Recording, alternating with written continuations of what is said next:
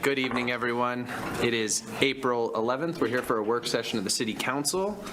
We will start with public comment on non-agenda items. If there's any member of the public that wishes to speak, I see Councilor Somerville is looking probably just to be admitted to the room, but keep your hand up again, Andy, if you'd like to be recognized, or just go ahead and start talking to us. Judy. Would you like to speak? Please come forward. It's very nice to see you again. Nice to see all of you. For those of you who don't have a clue who I am, I've obviously been hanging around for a while. I'm Judy Snoke. Nice to see you, Micah, and you, Brandon, and all these other folks know who I am, and I know who they are.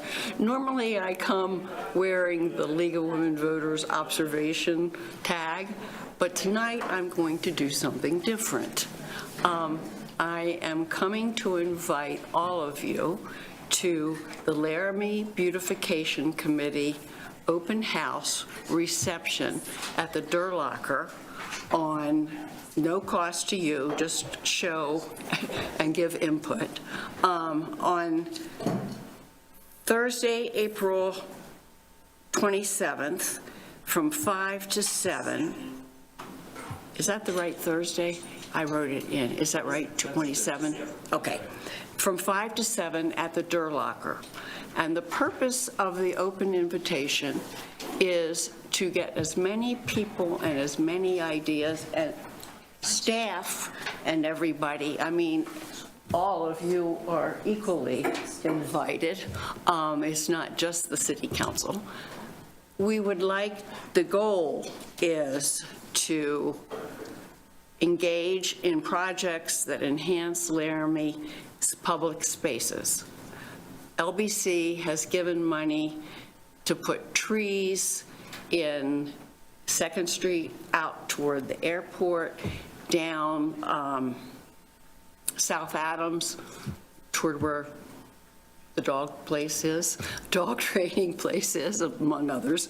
And they have also helped to contribute to the decoration and beautification of the Cupcake House. They did a lot of provided finances and support for that to be put in, and it looks gorgeous. They also did Dave Coffey's Coffee Cup on down 3rd Street.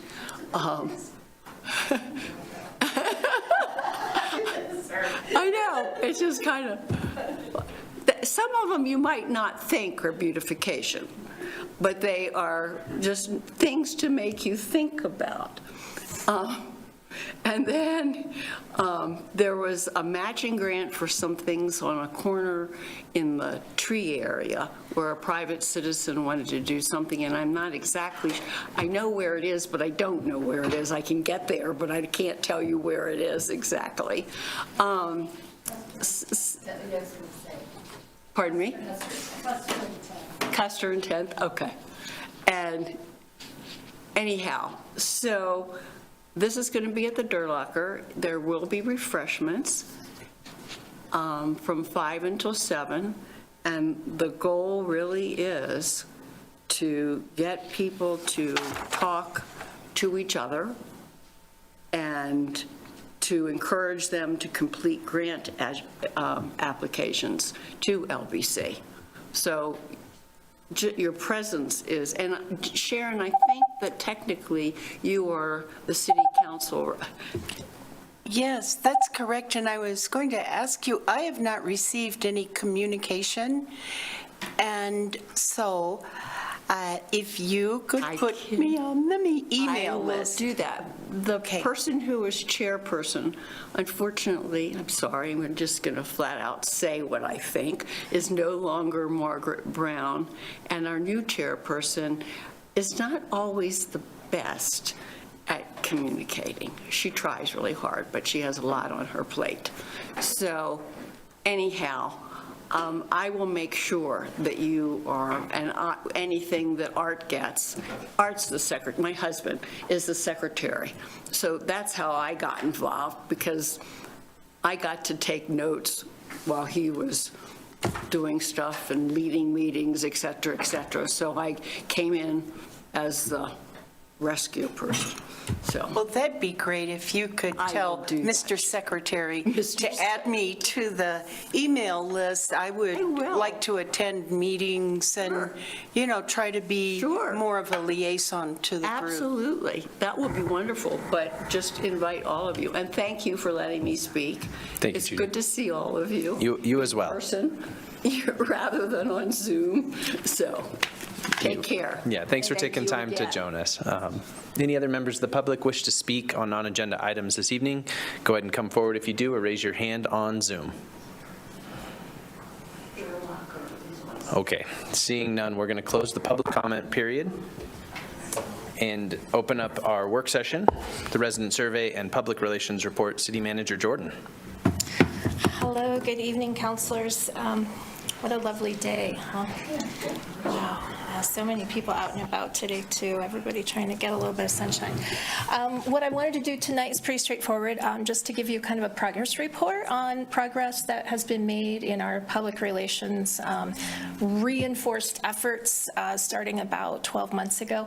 As you know, at the direction of council in 2022, you had asked that we experiment with some new approaches and different ways of trying to engage the public. So what we're going to do tonight is give you a little bit of update on that, and then also present the resident survey results through 2022 that were collected through one of these new public engagement tools, which is Zen City. So let me start out with just a broad overview. As you know, we've had a fairly traditional strategy for engaging the public and performing public relations and resident outreach here at the City of Laramie. We've used the city website. We have a hard copy and also digital newsletter that we prepare and send out periodically. We have a blog, Q&A, all as part of our overall website, government structure of our website. Then, of course, we've always been engaged in very traditional broadcast and print media, preparing press releases and public information announcements, sending those out. We also follow all the state statutes, of course, with relation to public notices and putting out meetings notices for the public so that they can come and participate in decision-making activities, whether that's here at City Council or through one of our many boards and commissions. And then years ago, 15 years ago, we started into the world of social media.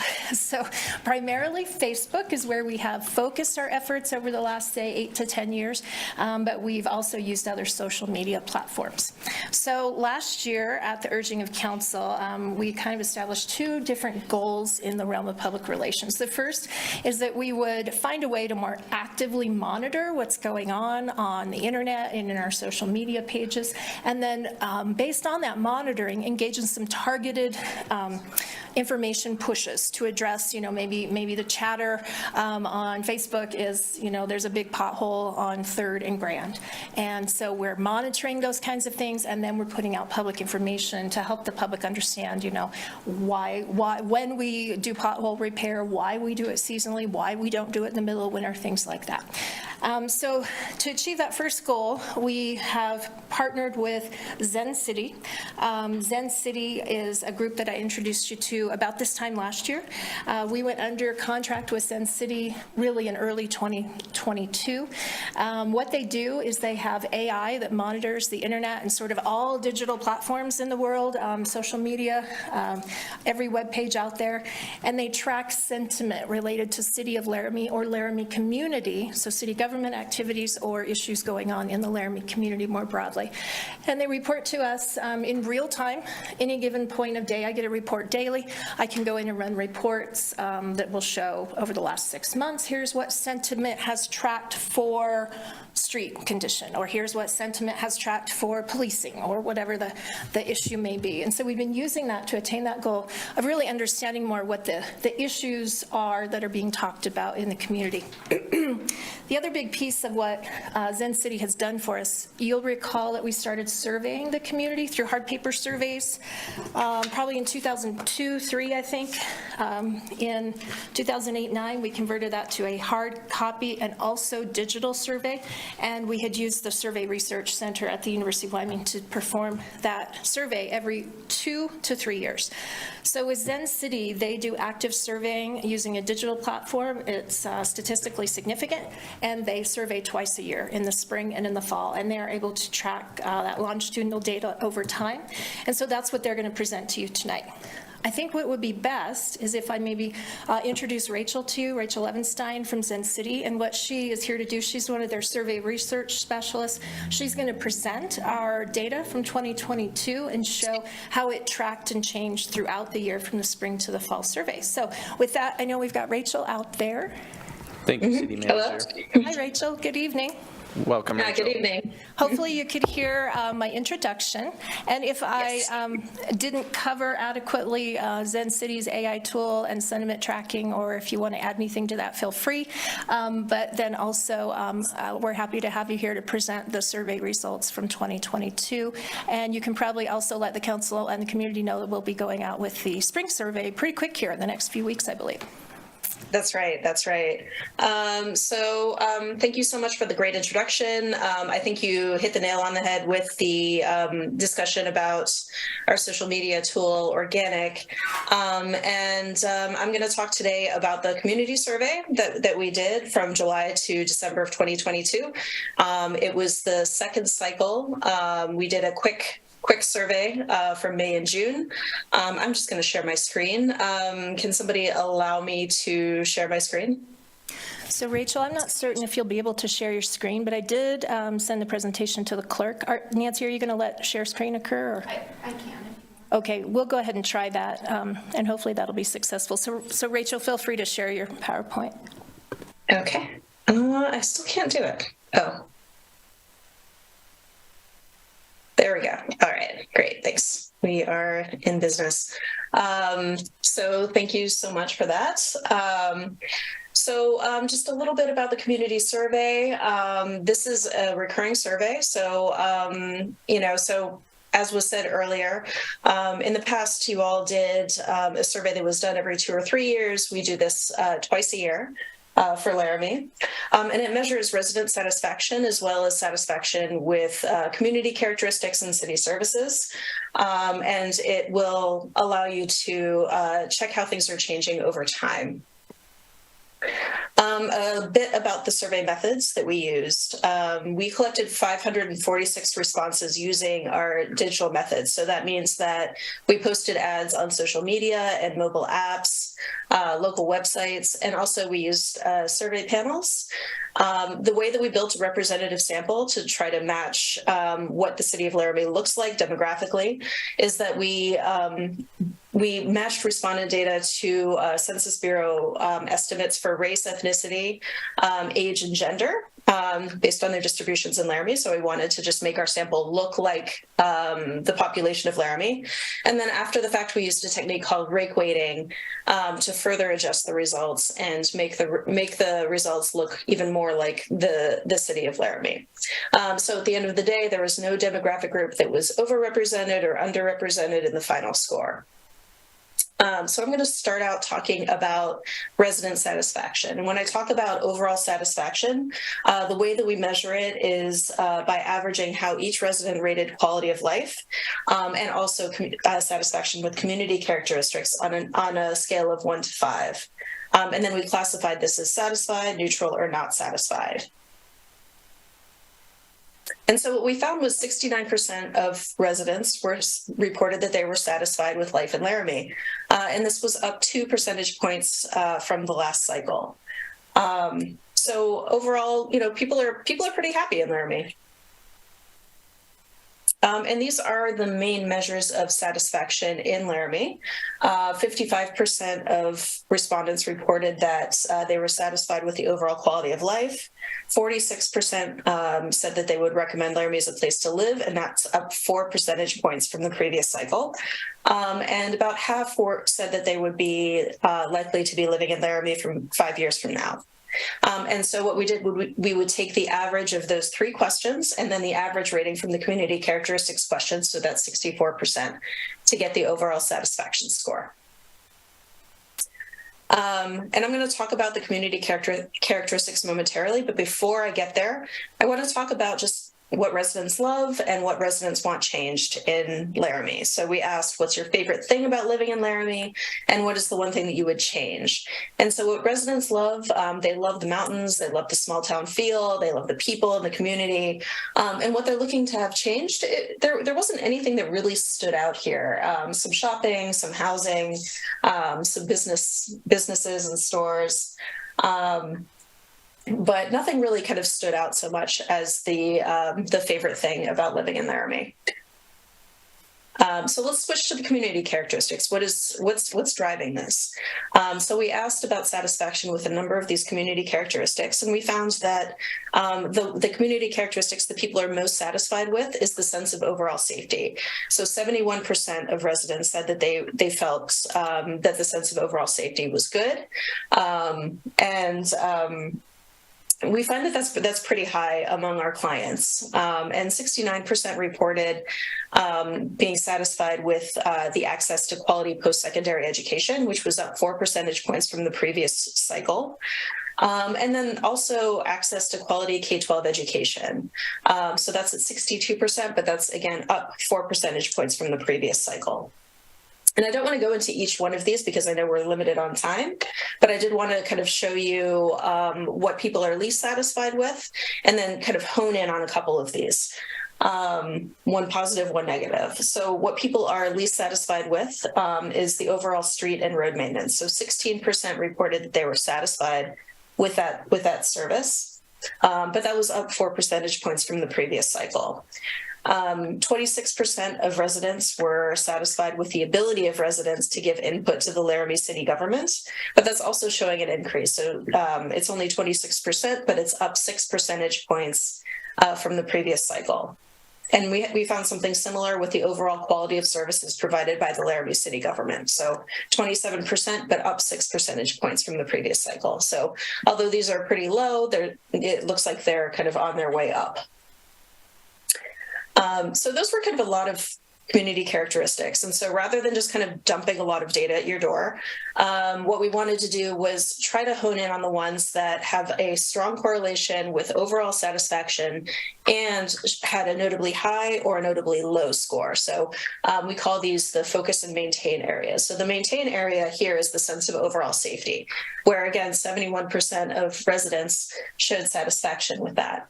And so what we're trying to show here is that this is something that is really meaningful in terms of overall satisfaction, and that's really going well. And meanwhile, an area that you might want to focus on, this is a low scoring characteristic with a strong correlation to overall satisfaction, is the sense of community among residents. So that was 47%. We didn't talk about in that last one because it wasn't quite at the bottom, but it had a really strong correlation with overall satisfaction. And that was down 7 percentage points from the previous cycle. And I'm going to dive into each of these community characteristics and talk a little bit about what the demographics look like, so that maybe you can kind of think about ways you might want to strategize around these. So in terms of the sense of overall safety, we looked at differences by age, race and ethnicity, and gender. And we didn't find a lot of differences, certainly not by age. It was all pretty much around 70 to 73%. By race and ethnicity, we did see that 78% of Hispanic residents and 71% of white residents were satisfied. So that's a slight difference.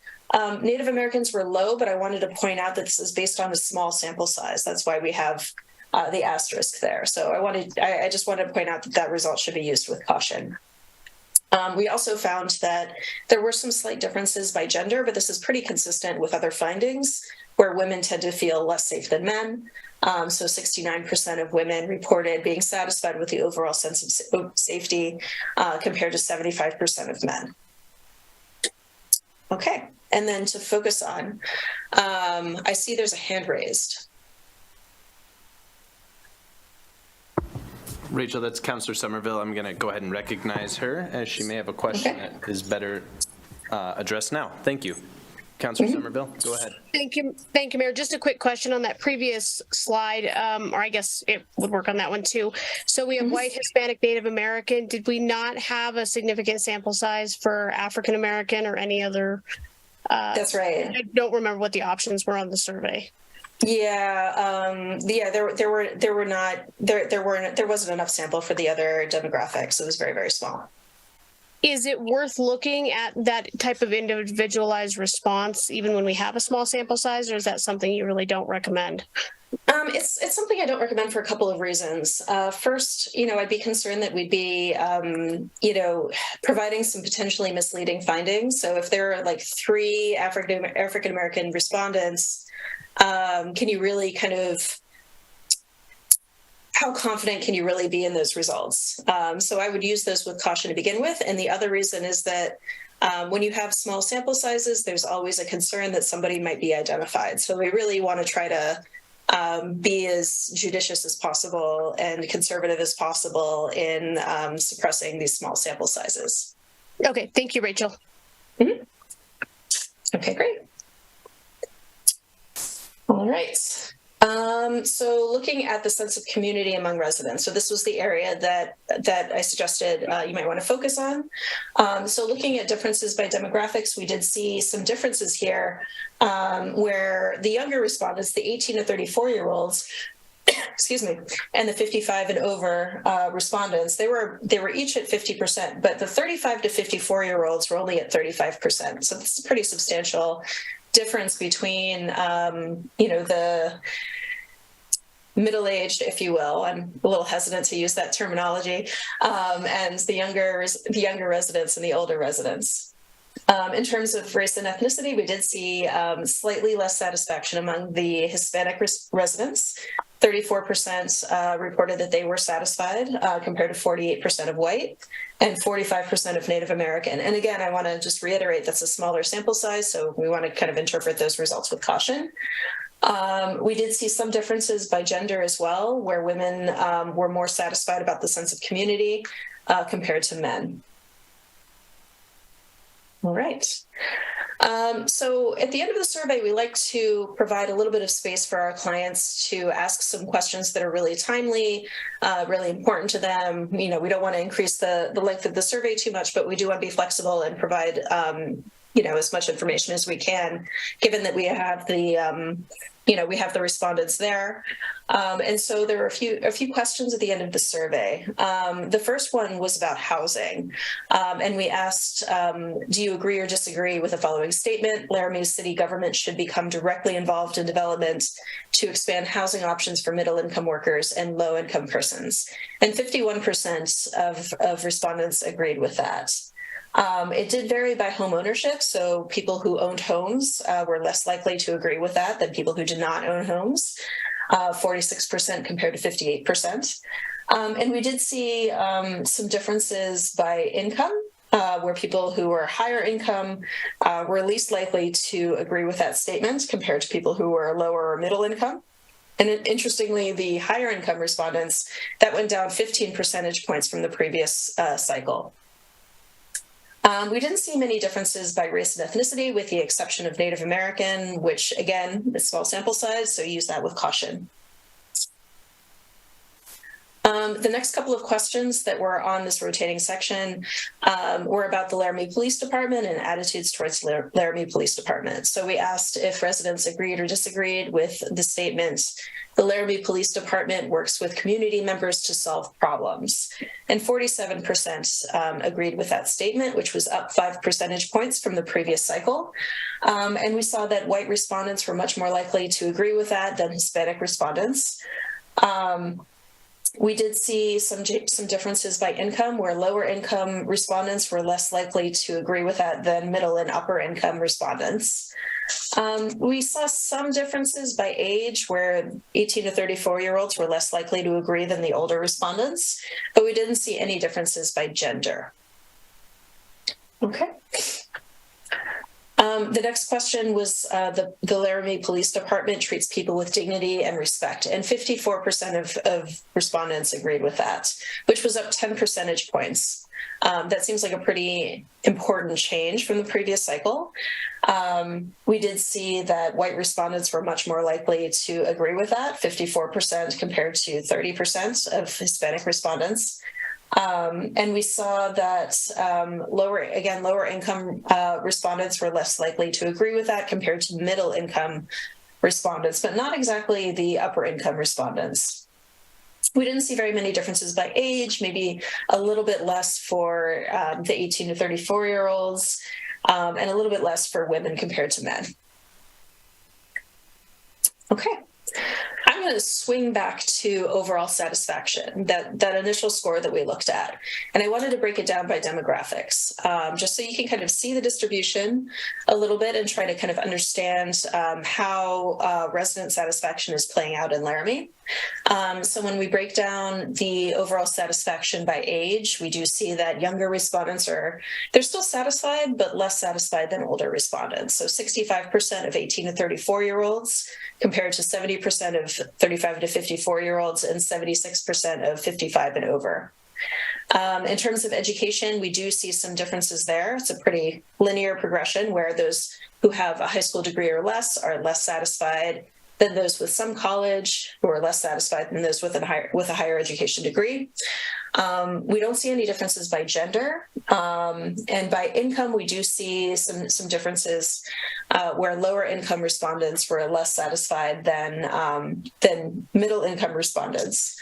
But interestingly, the upper income respondents were about on par with the lower income respondents in terms of satisfaction.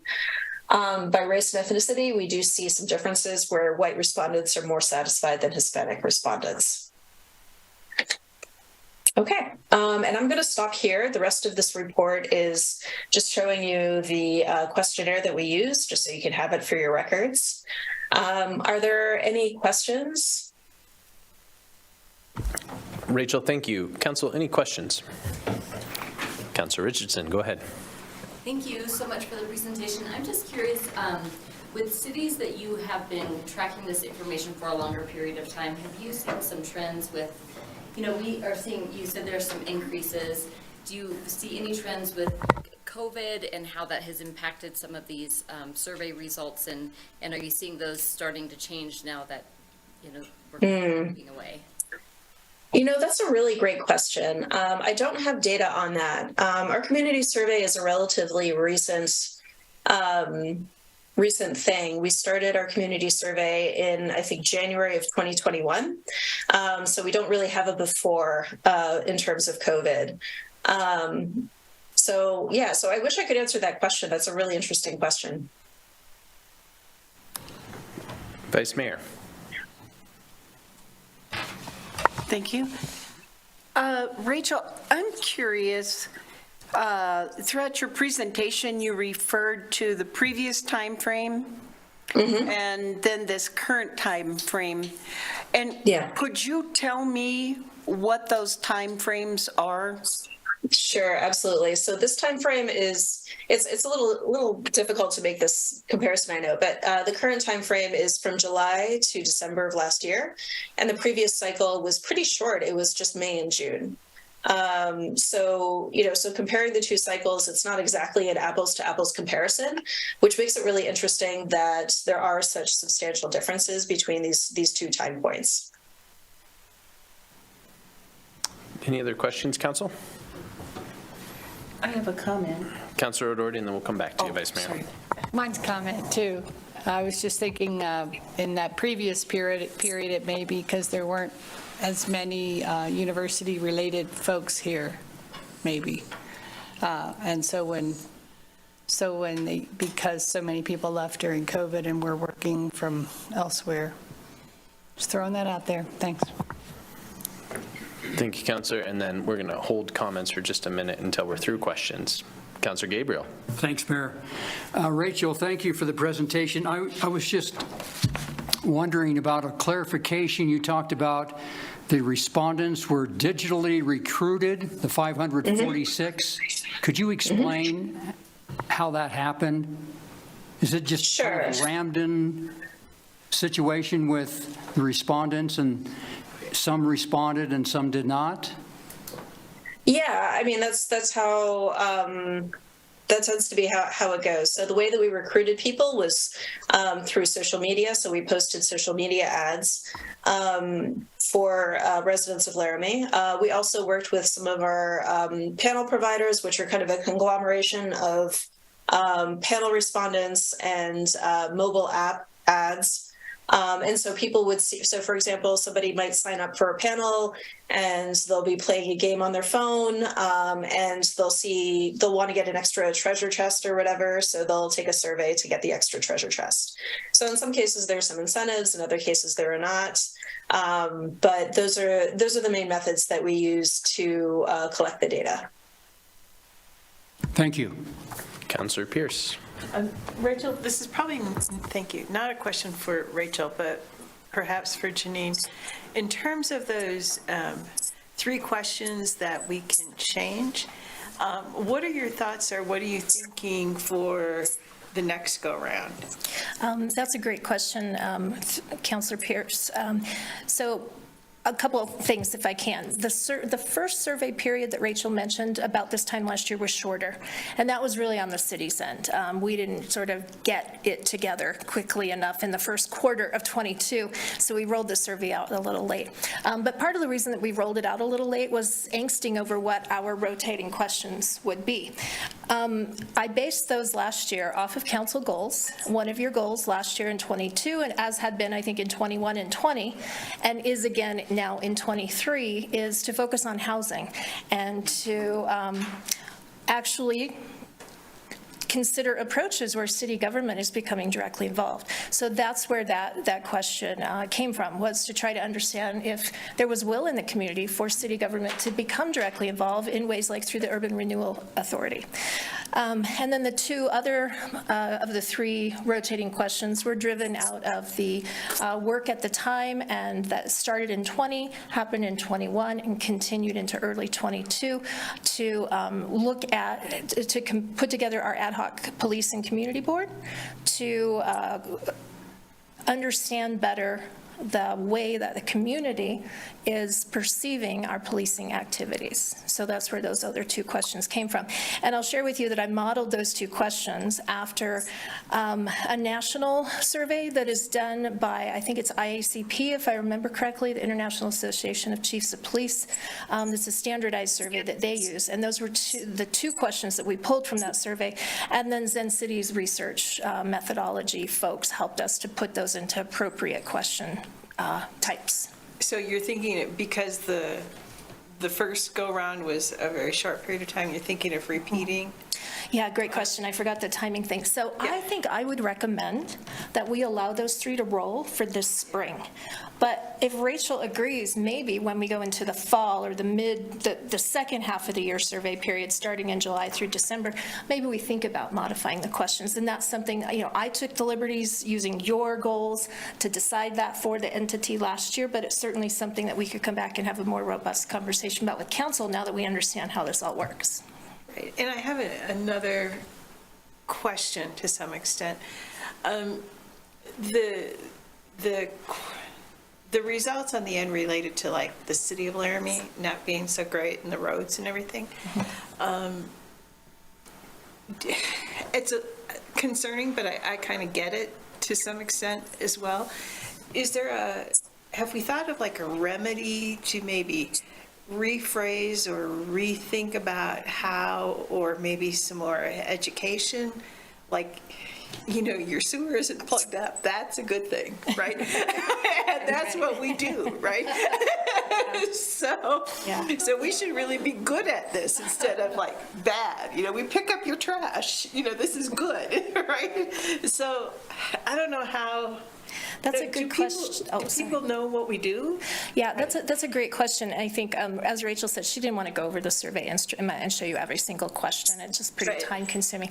But I think she can address. There are other questions that query about other types of city services. One thing to keep in mind, that first survey collection period came in basically right now, a year ago, through June, which is the worst pothole season of the season, right? Right. And so I was not surprised at all to see our street data be very low coming from the spring, but you see almost every section, including streets, popped up over time and improved in terms of people's perspective on it. So there is data, Rachel, on other city services, as you mentioned, Councillor Pierce. Thank you. Thanks. Counselor, any other questions? Counselor Somerville? Thank you, Mayor. Rachel, kind of following back up on my first question, this survey seems uniquely poised to be able to get some feedback and information from our residents that don't always have a loud enough voice, from our Native American community and our Hispanic community and all of those communities that are part of Laramie. And I wonder if you have any thoughts on how, even though we're getting relatively small sample sizes, that we might be able to use this as a tool to get more direct feedback. Like, I would really be interested in digging into some of those questions more that were asked already in terms of like the responses we got back from the Hispanic and the Native American communities. Mm-hmm. That's a tough nut to crack. How do we get big enough sample sizes when there is, when we're just not getting it? I would say that, there are some other solutions besides this specific survey. We have another product called Engage, which kind of connects what was just talked about in terms of reaching out to residents. It also has a survey component. So if there are particular subgroups that you want to reach out to, and you have community partners that you might want to include on this, we can provide a link for a survey, and you can collect data that way and kind of see how people are responding in those from those community groups. So that might be one possible solution to kind of get at that information. But it is always going to be a challenge to try to kind of, get voices heard when it's a very, very small number of people. Thank you, Rachel. I appreciate that, and I'd certainly be interested in how the rest of the council feels about that. But I certainly feel, as we try to grow the community and diversity in the future, that type of tool and information can be important. I think for the city council to see. So maybe we should take a look at that Engage product, but I appreciate that. Thank you. Great. Thank you, Councillor. Any other questions, Council? Vice Mayor? Thank you. Could you go over again the recruitment process and how much was social media based, and then how much outreach, where people who are not plugged into social media might access it? And then third, how much outreach was there to the university, through the newspaper or, different things like that? So if you could just go over that again, I didn't quite get it all. Sure. I'm looking up, I'm going to see if I can very quickly look up the percent of respondents who came from social media versus our panels. We didn't reach out directly to the university. So again, we posted ads on social media. So for example, Facebook and Instagram, and people would, click on those links and take our very short survey. The other respondents that we have are from these panel providers who kind of use a combination of methods to recruit. These are things like the mobile app ads, the games, that sort of thing. And then they also have like a group of respondents who get paid per survey. So what I'm seeing here is that about 80% of responses came from social media. The rest of them came from the panels. And that sort of mix is kind of, what we typically get, and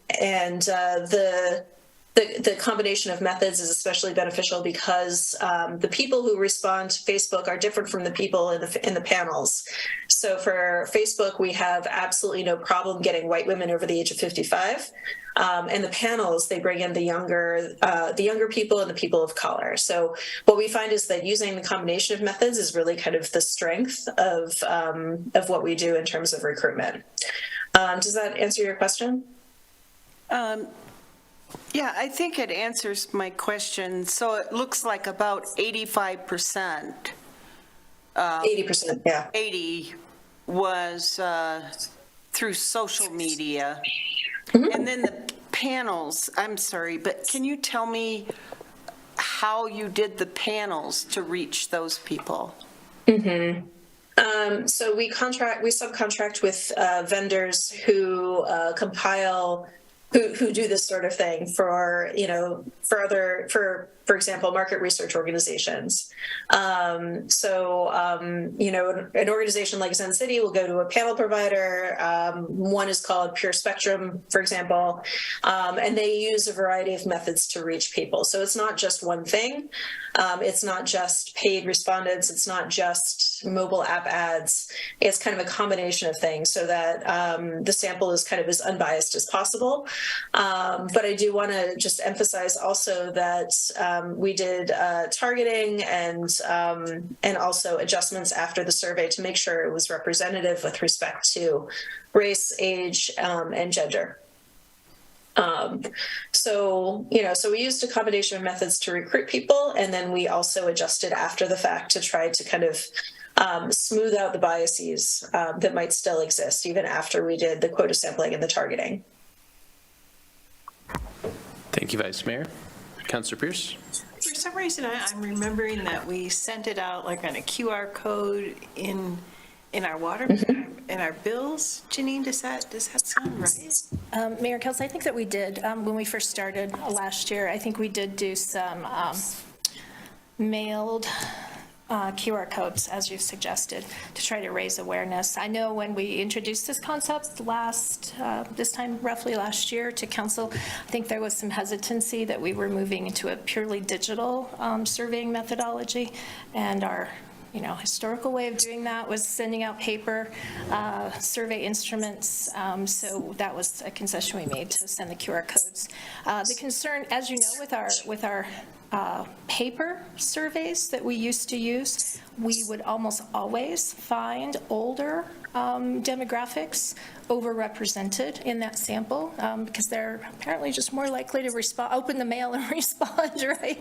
And so one of the things I've been pleased with Zen City is seeing we are getting a much better sample across age.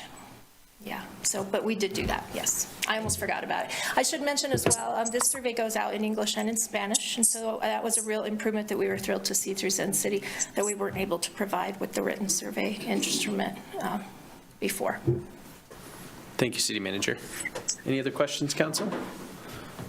Rachel, I was curious if there's a way to use more targeted ads, more specifically targeted ads to reach minority communities that are underrepresented in our survey results, or I'm more interested in your opinion of that. It does seem like it could skew data as well, but I think generally, I think there's maybe an appetite to hear a little more from minority communities within the city. Yeah, you're right. That is tough, and I think with that the devil's in the details. So it's possible that some ads, we try to keep our ads as neutral as possible. We want to make sure that we're not just getting people who want to, who really love Laramie or are really upset with the city government. We want to make sure that the decision to respond is not is kind of disconnected from that, so that we get kind of a good sample of residents. I would say in terms of getting more minority respondents, that could be a solution, but we could certainly test it and discuss it further and just kind of make sure that, if we are, using some ads to try to target minorities, that it's not going to bias the sample. We do, our ads are translated into Spanish, depending on, the settings of the device. So we do target, we are able to target non-English speakers through our ads as well. But happy to talk about that more as we kind of move into the next, the cycle. Thank you. And I had one other question about the word cloud on the sort of unfavorable sentiments. You noted nothing really stood out. When I saw it, the thing that I saw was city. And so I wanted to ask a question about that, because that is obviously something that we have some control over. And, appreciating as well budgets and things of that sort. But I guess maybe my original question was going to be, how can we drill down on that a little more? But I think Councilor Pierce asked a question earlier to the city manager. And so I'm going to hold that part of it, because I think maybe that's more appropriate for a future survey. So my question then instead would be, can you explain a little more what the word city indicates in the unfavorable? Is this generally people just don't feel favorable to the city, or was this a word that popped up often in there? Because I could see how if it popped up frequently, right, the city would be mentioned in a lot of questions. So if you can give me a little clearer idea of that. You know what? I'm not entirely sure. I would say kind of the best thing here might be we have a dashboard where you can kind of look at all of the open-ended responses. We do code them using AI. So your favorite, you can kind of just look through. Excuse me, my 9-year-old is joining me. But you can kind of look through all of the comments and try to see if there are some themes. The word cloud is kind of just an overall sense of what people are saying. So it could be that people are just including the word city in all of their comments, and it pops up, and it's just larger for that reason. So I can't really say for sure. Okay, thank you. I think it would be interesting to be able to look at the open-ended questions at some point. Maybe that's for the city manager, but I think there would be value for the council in that. Council, any other questions before we go to comments? Also, welcome to the council. Blurry person in the background. All right, council, we'll go to comments. Any, Vice Mayor, you had a comment. Thank you.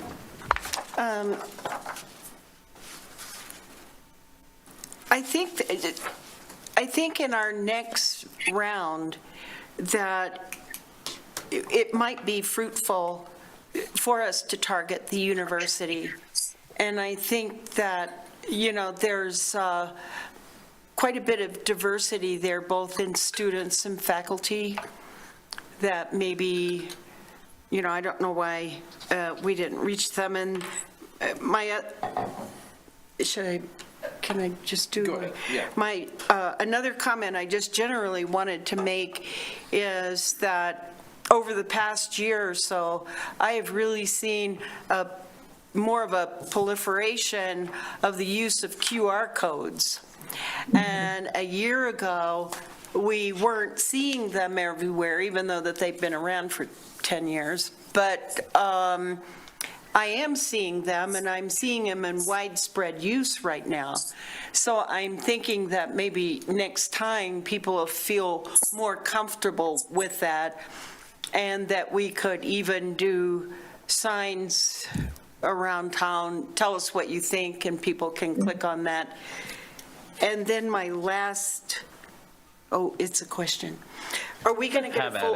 Have at it. Are we going to get a full report where we can look at those other questions and kind of dig through that a bit? Okay, thank you very much. Yeah, absolutely. Absolutely. And I do want to mention about this issue about the university.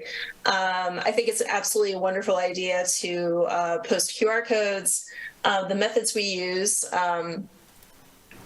the methods we use will target them as well. If they're in the city of Laramie, then, they should be, seeing the Facebook ads. They should, if they're on the panel, they should be seeing those as well.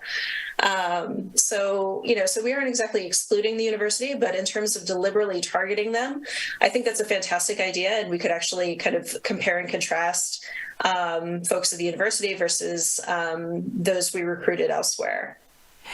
And I just wanted to say that I thought that your idea about maybe working with some of our community agencies and partners would be a really good way to reach out and to facilitate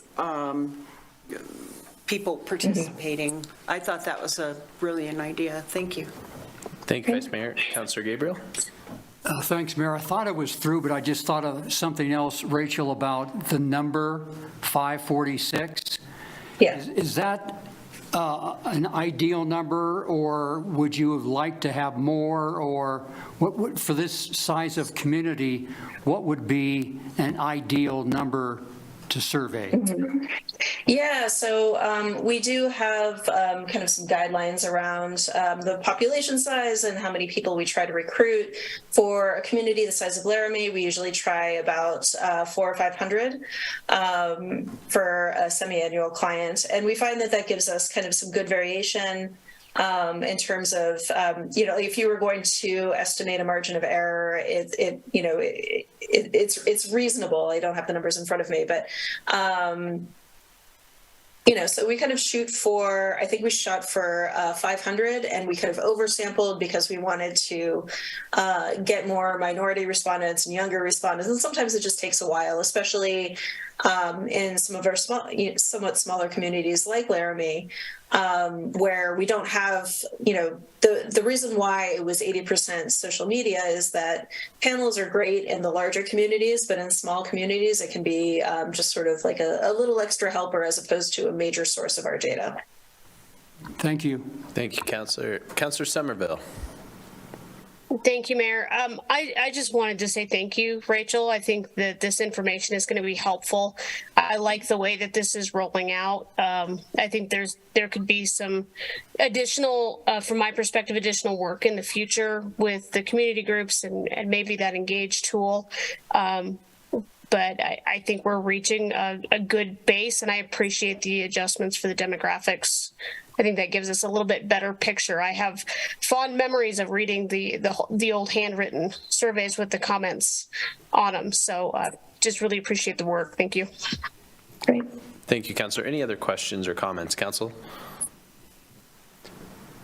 Okay, great. Rachel, does that wrap up your portion of this? It does. Thank you all very much. This was great. Yeah, thank you. And thanks for joining us this evening. There is obviously some real value for the council in seeing these sort of numbers. So thank you. Great. Thank you very much. Thanks, Rachel. Thank you.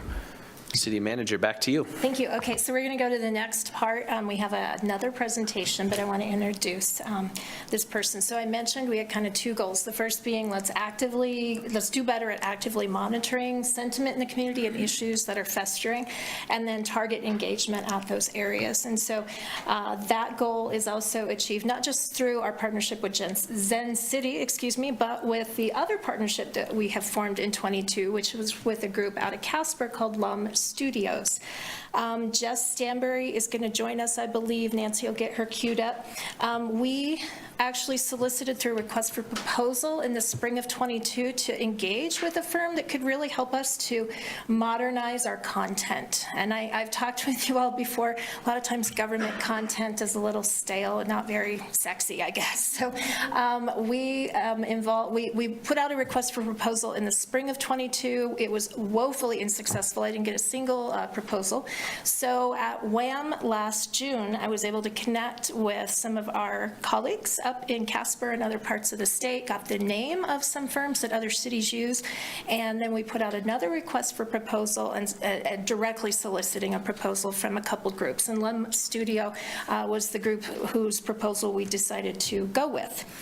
So Lum got a later start in our partnership. They did not start working with us until December.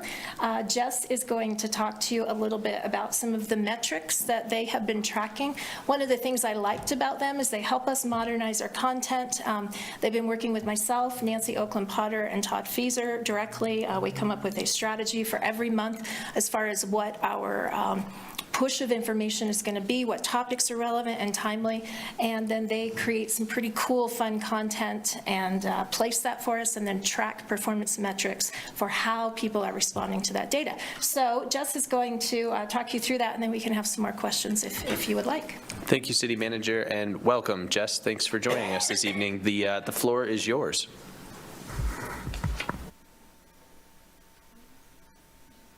There we go. Can you guys hear me now? Sure can. Okay, sorry about that. Hello, everyone. Thank you so much for having me. We have just been so thrilled to be working with the City of Laramie for the past few months and are excited to share the results of our partnership with you guys. I believe I can share my screen, Nancy. Maybe not. If you want to go ahead and pull up the dashboard spotlight. You will be able to shortly. Okay, no problem. No problem. Jess, you should have that now. Okay, thank you. Just to piggyback off of Janine's intro, we are based out of Casper, Loom Studio, and we have worked with a few different municipalities. One of our partners also worked for many years at the city of Casper as well, prior to her role with Loom. So we are quite familiar with, working with the city in a number of capacities, and like I said, have been thrilled to work with the city of Laramie specifically so far. Like Janine said, we began working with the city actually in our kickoff meeting was November 1st. And we began with a meeting to really get to know our clients, specifically line out goals, which you can see up at the top here of this, what we call a metric spotlight. So that we know what the expectations are, what the goals are, so that we can then set up, as Janine said, very specific strategy to measure the metrics that tell us whether our strategy is successful or not.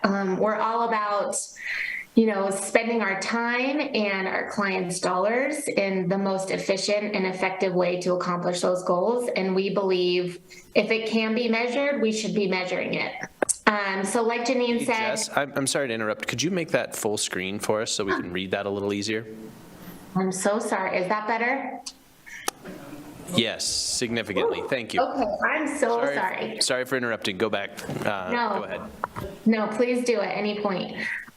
So when we started working with the city, the biggest goal that they had for us was that they really wanted to create proactive and interesting engagement with the community. So we took on services for social media and public relations, and that's our area of focus to improve engagement within the community. As I mentioned, measurement is kind of a hallmark of our approach.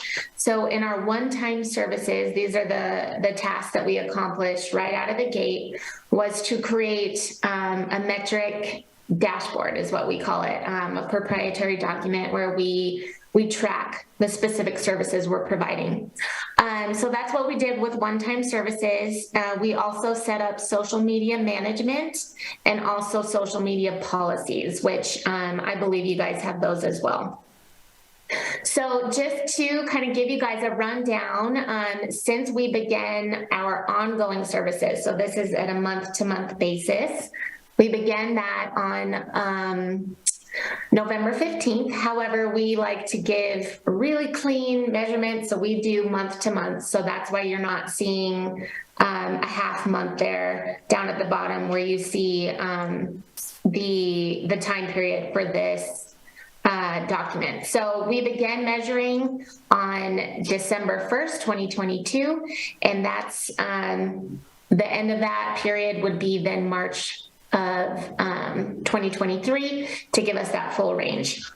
So in that 4-month span that we have been managing social media, and that includes, as Janine said, strategy development, and that's in conjunction with the city of Laramie. So we are working closely to make sure we have an understanding of your guys' priorities, maybe issues you're experiencing, events, initiatives, all kinds of things. So we work with the city to collectively come up with a strategy for the month ahead. So we work a month ahead every time so that we have everything all lined out, ready to go. So our services include a minimum of 3 posts a month on 3 separate platforms. And those platforms are Facebook, Instagram, and Twitter.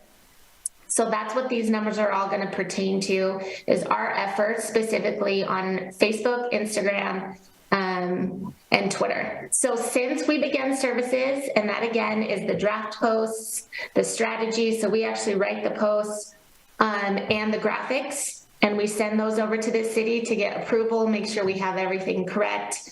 And so from those services, we then have learned that we have 70 plus new Instagram followers, which is quite a bit for a city entity to see that much on Instagram. We saw 97% increase in Instagram reach. So not only did you gain 70 followers, but we saw 97% increase just in the reach of those posts that we've been developing.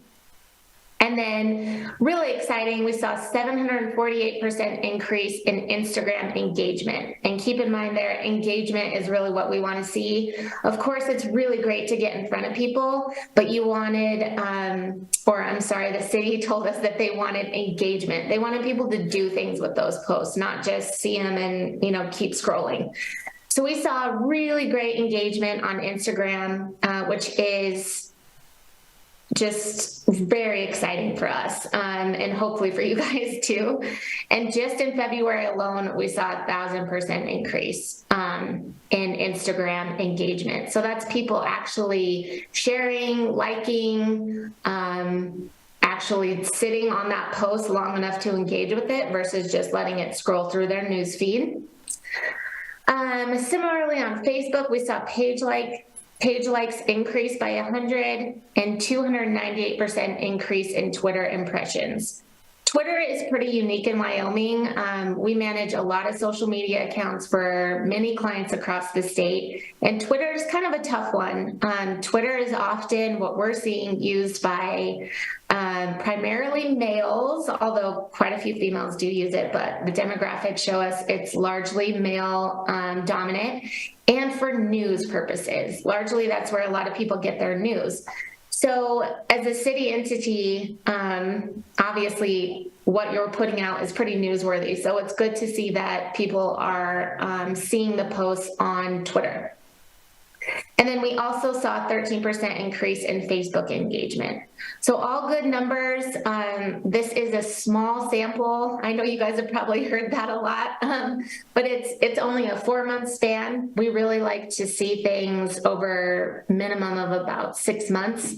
But we do measure from the very beginning. So we have kind of a starting point, but then we also keep average numbers as well, so average metrics. So we can see what we should be seeing across Facebook engagement each month, so we can tell when there's a big dip or a big spike, and really kind of see the trends across all the platforms. And Janine, you of course are free to share that dashboard with council.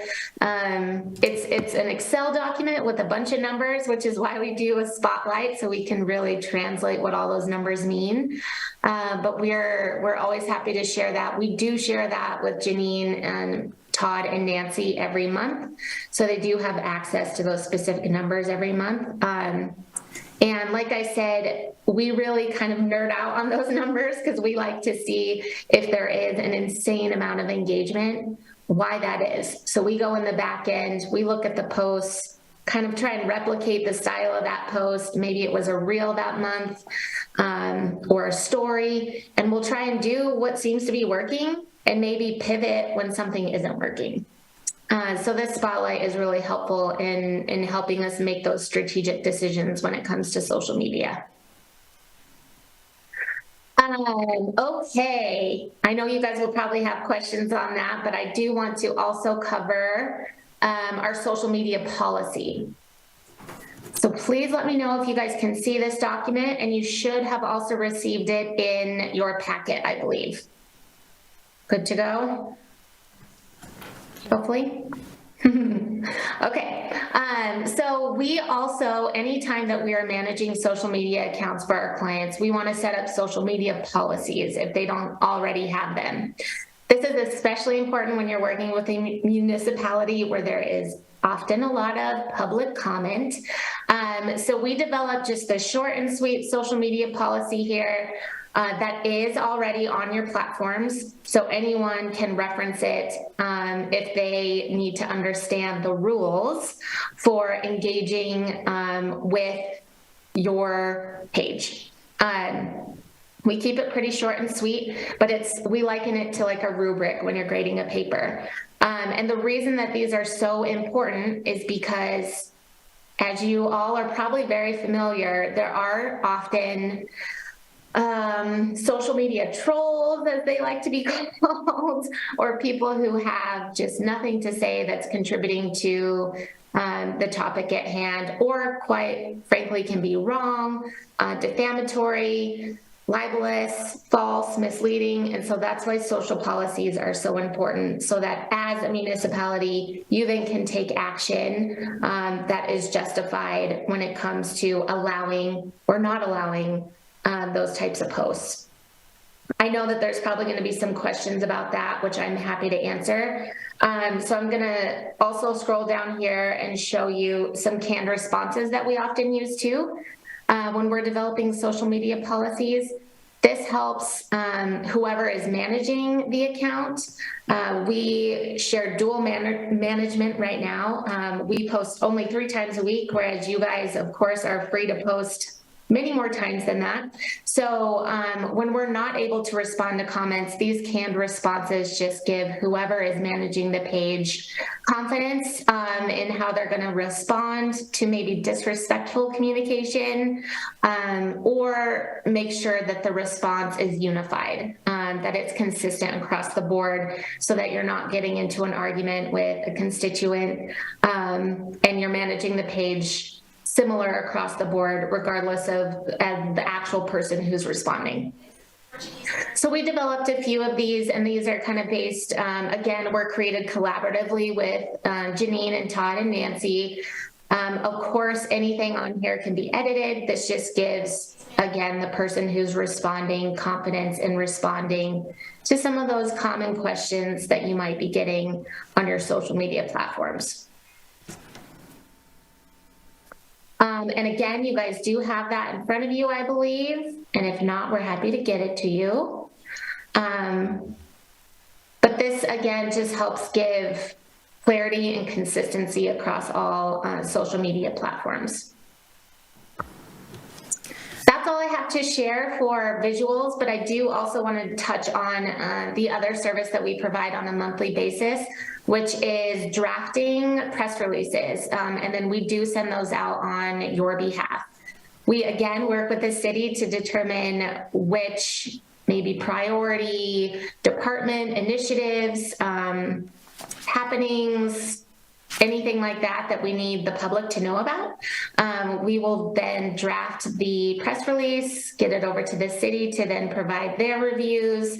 And then we never send anything off without very direct approval. But when we get that approval, then I'm responsible for sending that out along with visuals and following up with the media to encourage coverage and also coordinate any interviews and just kind of help with media relations on that end.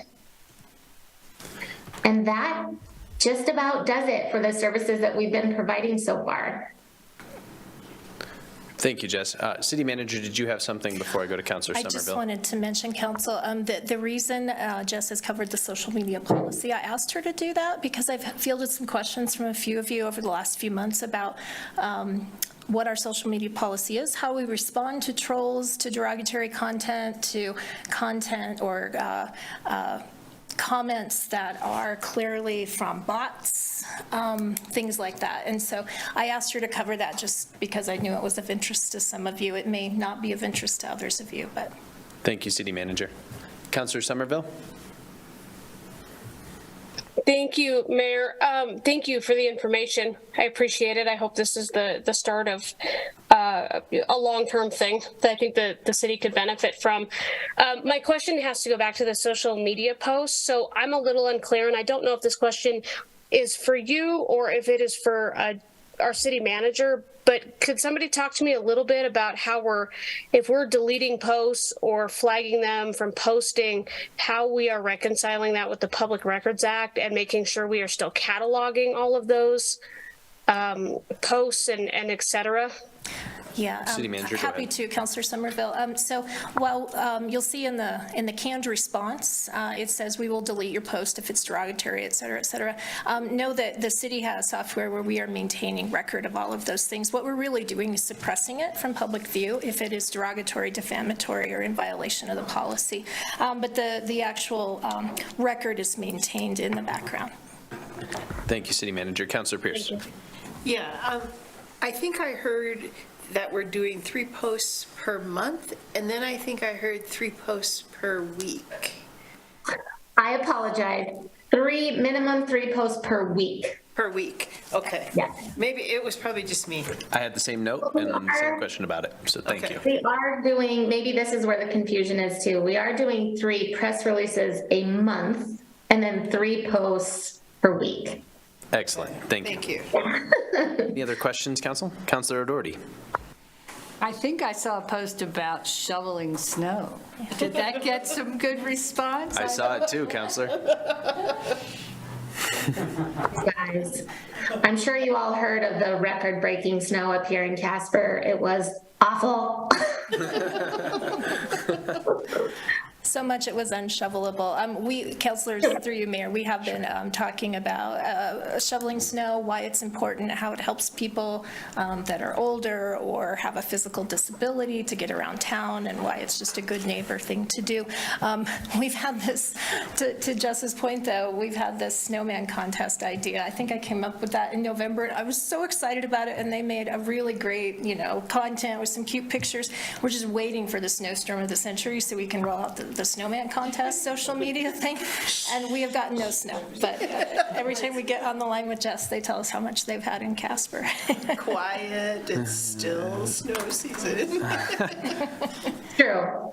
I do want to piggyback off of Janine too. It's been so fun to be able to kind of bring like a lighter side to municipal issues, or at least,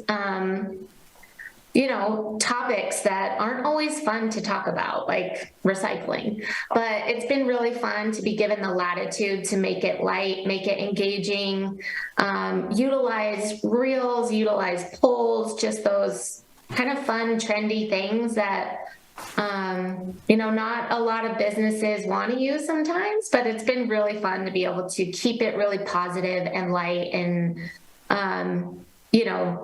just happy. And even when there are not that fun things to talk about, we do try and make it engaging and, something you want to read, something you want to look at. So. Thank you, Jess. And if you ever found a group that wanted to talk about recycling, this is it. Council Vice Mayor, go ahead. Thank you. I appreciate your presentation.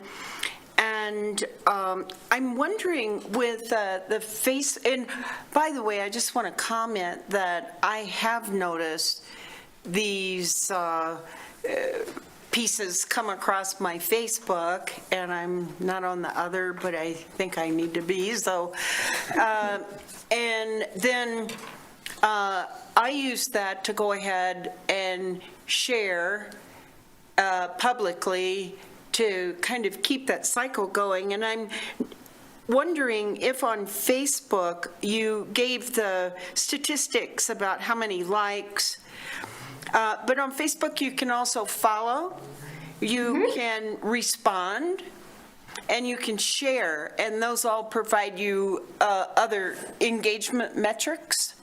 And Yep. I would assume, are you following those as well? Absolutely, yep. So engagement covers quite a few things, like you mentioned.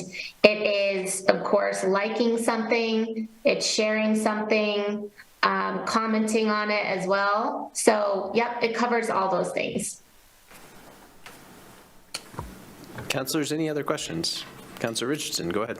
I'm just curious if you've seen any trends in terms of, you said you've kind of been tracking to see what works and doesn't work, and where you have found the most engagement, if you can. I mean, it's a very broad question, so if that's hard to pinpoint, please don't feel like you have to answer it. No, it never is either. I mean, it's pretty incredible how detailed you can get in the metrics if you want to. But what we've seen, so in December, reach was really, really high. And in one of our monthly meetings, we were asked that question, why it was so high. And so we went and looked, and there were 50 posts shared that month. Not just us, but you guys as well. So there were just a lot of posts that were shared. Sometimes you can drill it down to weather. When there's a lot more like weather updates, people stay tuned to that. One of the things that we saw get a lot of traction was the Plenty vertical farm announcement. That got a ton, very high performing posts, lots of shares. And we also saw Reels get a lot of traction. We're seeing that kind of across the board, that people really like video, even if it's just, like a reel of still photos. Even that is engaging. So we've tried to do a lot of reels, a lot of stories, things like that, to see if we can get similar traction when we see a post perform really well like that. Or we'll do, if we saw a lot of interest in Plenty, for instance, then we did a few other posts that piggybacked off of that. So when you see a topic especially get a lot of traction, then we would recommend that you, or we, would do a few more posts that we can kind of squeeze a little more juice out of it, if that makes sense. Great. Councilors, any other questions? Councilor Newman? City manager, who picks who we follow on our Facebook page? Do you know? As far as the city's Facebook page Right, so following other pages? Right, I'm so- not aware that we follow any pages with a Follow corporate 23. Facebook. Do we? Yeah. You do, and I was just curious on how those are picked, because I see only one downtown establishment being followed. I feel like if we're going to follow one, we should follow them Yeah, all. so I will have to look into that. I don't know if Jess wants to add anything. I don't think they follow anyone. I think that is something that's maybe developed over time. In my opinion, I'm surprised that we like any local business, because we don't, as a matter of policy, we should not like any local business. We can't choose winners and losers. So I will look at that. That must be something just aged in our Facebook page. Now, it could be that we would share. So we have a number of Facebook pages, first of all. We have our main city page, which is probably what you're looking at. Right, the city government page is the one I'm looking Right, at. right. And we've had that a long time, and it was managed in-house, so I'm not sure how we ended up liking or following anyone. But it would maybe be appropriate if we were going to follow other county government offices or things like that, but we shouldn't be liking Which any is mostly businesses. what you do. There's just a There's just few. one area of One. business in there. Okay. It's a couple. Thank you that for I- bringing that to my attention. We will take that down. Yeah, we by policy will never follow or promote any business over another. We also have a couple other Facebook pages. Laramie Police Department has its own Facebook page, which has been really active and had a lot of interaction, and I have to give credit to Chief Brown, he and his crew have really been trying to step up their presence on social media. Laramie Fire Department also has a page, and Parks and Recreation, of course, has a page, because their business model is they're reliant on marketing and promotion. Go ahead, Just Councilor. a Oh, did I follow- interrupt you? I'm No, sorry. I had a follow-up. Okay. The police department and the other ones are following just one kind of business entity as well. So Okay. you might Thank you for bringing this double-check to my all of attention. those. Yeah, we'll fix that. That should never be happening, and I don't know how it did, but we'll get it corrected. Thank you. Thank you, Counselor. Any other questions, Council? I had one question. If the content moderation policy is adopted for all of the city-managed social medias, That is the intention, yes. Okay. That all pages adhere to the same policy, and we have a consistent approach. okay, there do seem to be some Facebook pages that garner more of this sort of work, so I was curious. Agreed. More of the sort of like problematic comments that might otherwise be deleted, might warrant deletion. So I didn't know what the policy was. Is there one point of contact for, say, a resident brings something to a council member and says, I'm on your Facebook page, this is terrible, it should be deleted? Who is the council's point of contact? Come through the city manager's Okay. office. Yeah. Thank you, City Manager. Council, any other questions? Okay, any comments, Council, before we move on with the work session? Great. Thank you. Thank you, Jess. This is great. The social media does look terrific, so thank you for your work. It's sure appreciated. Well, thank you all. I appreciate all you do as well. Thank you. Thanks. Have a great rest of your evening. Thanks, You Jess. too. City Manager, back to you. Okay, so we're almost finished, but I did want to share with you also that we've been kind of taking a look at some of our already prepared materials, and we have some wonderful young people that have been working in our office with us through internships to help us freshen some of our written materials, brochures, posters, things of that sort. So if you will indulge us, I would like to have first Owen Schilt. I'd like to introduce you to Owen. Owen has been an intern in the city manager's office for a year and a half? Yeah, for a year and a half. And I'm very pleased to tell you he's going to work full-time once he graduates in May in our office as a management analyst for a year. So we're thrilled to have met Owen and have the chance to keep him on board with us for another year. Owen's done a bunch of things as an intern, and that's one of the great things about interning in the city manager's office. You never know what you're going to do from day to day. But in his full-time position for the next year, we're going to ask him to kind of assist myself, Nancy Ocon-Potter, and Todd Fieser in being like a first point of contact with these two vendors that you've met tonight, notably with LUM and helping build content, being somebody in-house who's focused on that and who also can go out in real time and maybe like take a picture of something that happened downtown and zip it off to LUM. They have folks all across the state who are specialized in different kinds of content building, but there isn't anyone in town. So Owen can be our person, in addition to all the other staff who snap pictures and send them in to go out and help build that kind of content. I wanted him to share with you tonight some of the things he's done so far to just freshen some of our written materials and make them a little bit more interesting. So here's a short PowerPoint. Owen? Thank you, City Manager. And Owen, welcome to the council. It's good to see you. Thank you. Like Janine said, I'm super happy to be joining the team later on this year. So to start with, I'm going to be going over boards and commissions ads that we've just been updating for the city clerk's office.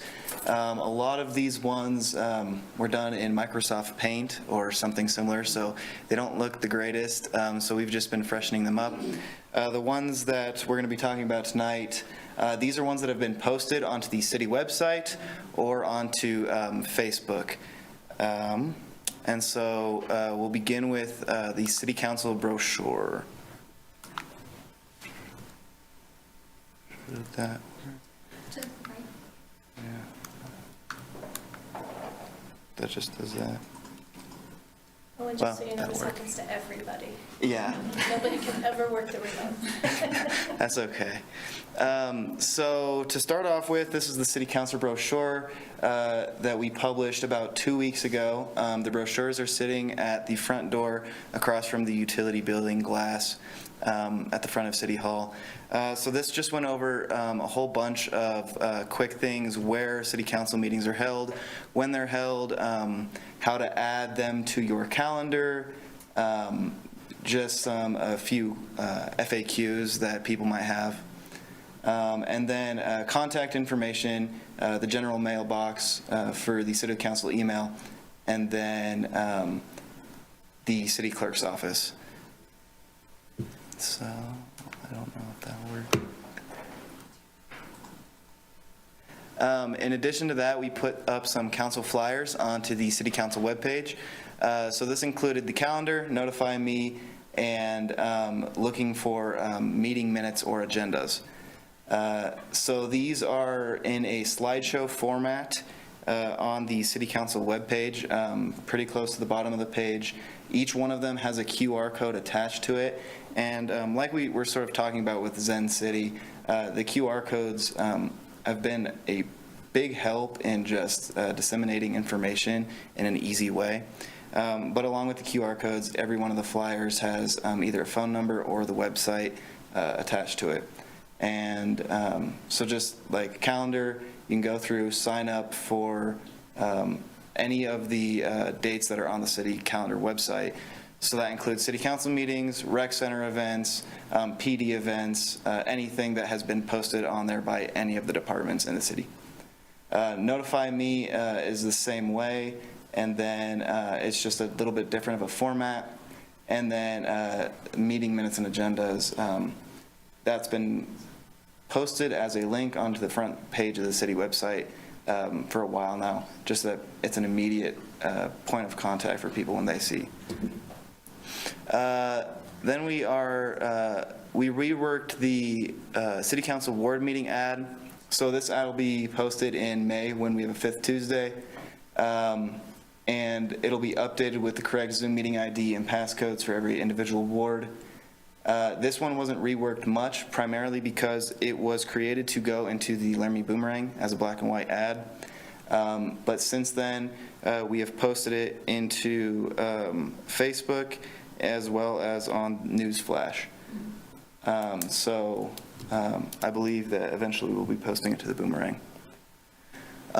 Finally, last thing regarding just the city council is the rental housing ordinance brochure.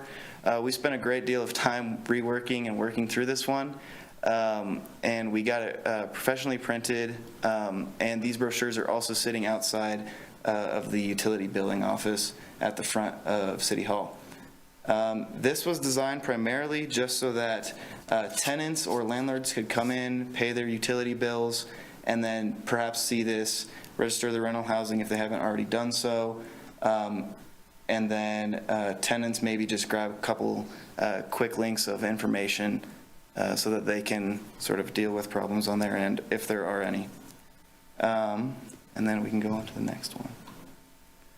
So this is the flyer that we made for the rental housing ordinance. We kept it pretty consistent to the brochure colors and design and composition, just so that people would recognize it on Facebook and sort of just like have consistency throughout the Laramie ads that we've been putting out. Onto the boards and commissions ads. We've made several different ads for boards and commissions, and even some outside of it. For example, we have a Laramie Youth Council ad that we worked on. The boards and commissions ads, they are posted for every opening for a board or commission. And so the ones I'm sharing with you today are the only ones that have been posted to Facebook and or Newsflash currently. So this is an example of the EAC that we went through. That's the Commission on Disabilities.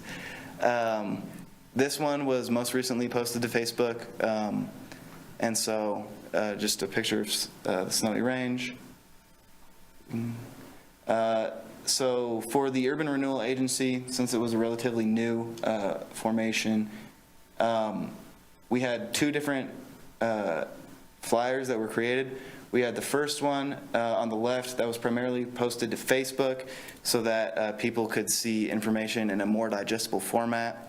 And on the right, we have one that was posted to the URA website, and it's much more detailed. It can tell you where to go, board responsibilities, and a little bit more just about what the URA does. So with that, I've concluded my presentation on the boards and commissions ads. Great job, thank you.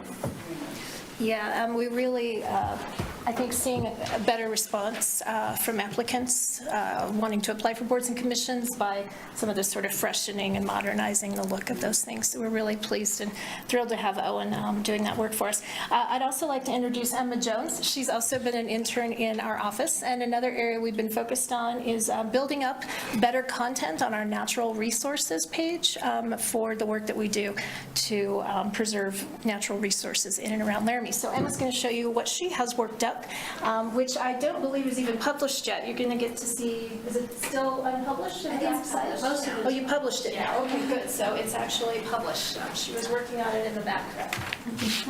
Welcome, Emma. Thank you for joining us this evening. Yeah, thank you. Okay, so I think I'm just going to go ahead. Oh, this might be tough. I'm just going to go ahead and do kind of a speed run of the updates that we've made on the Natural Resources webpage.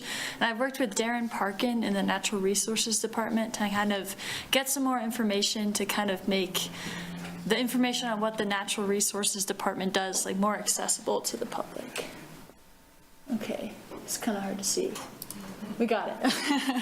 So first we just kind of added some information on the homepage. There wasn't really much of a homepage before, just on what the Natural Resources Department does and why it's important to the city of Laramie. And then we added a bunch of links just to all the different tabs because we wanted people to be able to navigate the page as easily as possible so that people didn't have to search around for a bunch of different links. So then there's also just the department responsibilities listed so that people know what it is, because I think it's a topic that can be a little confusing to people. So then I'm just going to start by going through each of the tabs that we've updated. So the Bath Ranch is one of the city-owned properties, and this had already been up, and so there's a lot of really great information here that had already been posted just on the history of the Bath Ranch and what the city is involved with, and that had already been available. But the next one, the Monolith Ranch, there wasn't originally a tab on this, so we just kind of have started uploading information on another of the city's properties. So we have some links on I can't read what is on there. Yeah, sorry. So we have just some updates from the people managing the ranch, some slides that are all available as links. Oh, that's way better.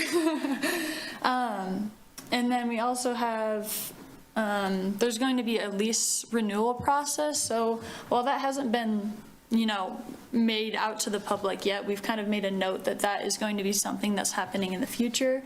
We also have a link to the Ranch Advisory Committee with the members and their purpose, just so people have an idea of who is kind of in charge of managing and making decisions concerning the ranch. And then we also have a link to the Hunter Management Area, which I think is something that's of interest to the public that's on the Monolith Ranch. So we have links to the Game and Fish website and a map of where that's at on the Monolith Ranch. And then we just recently published that as well. Okay. It's really hard to see.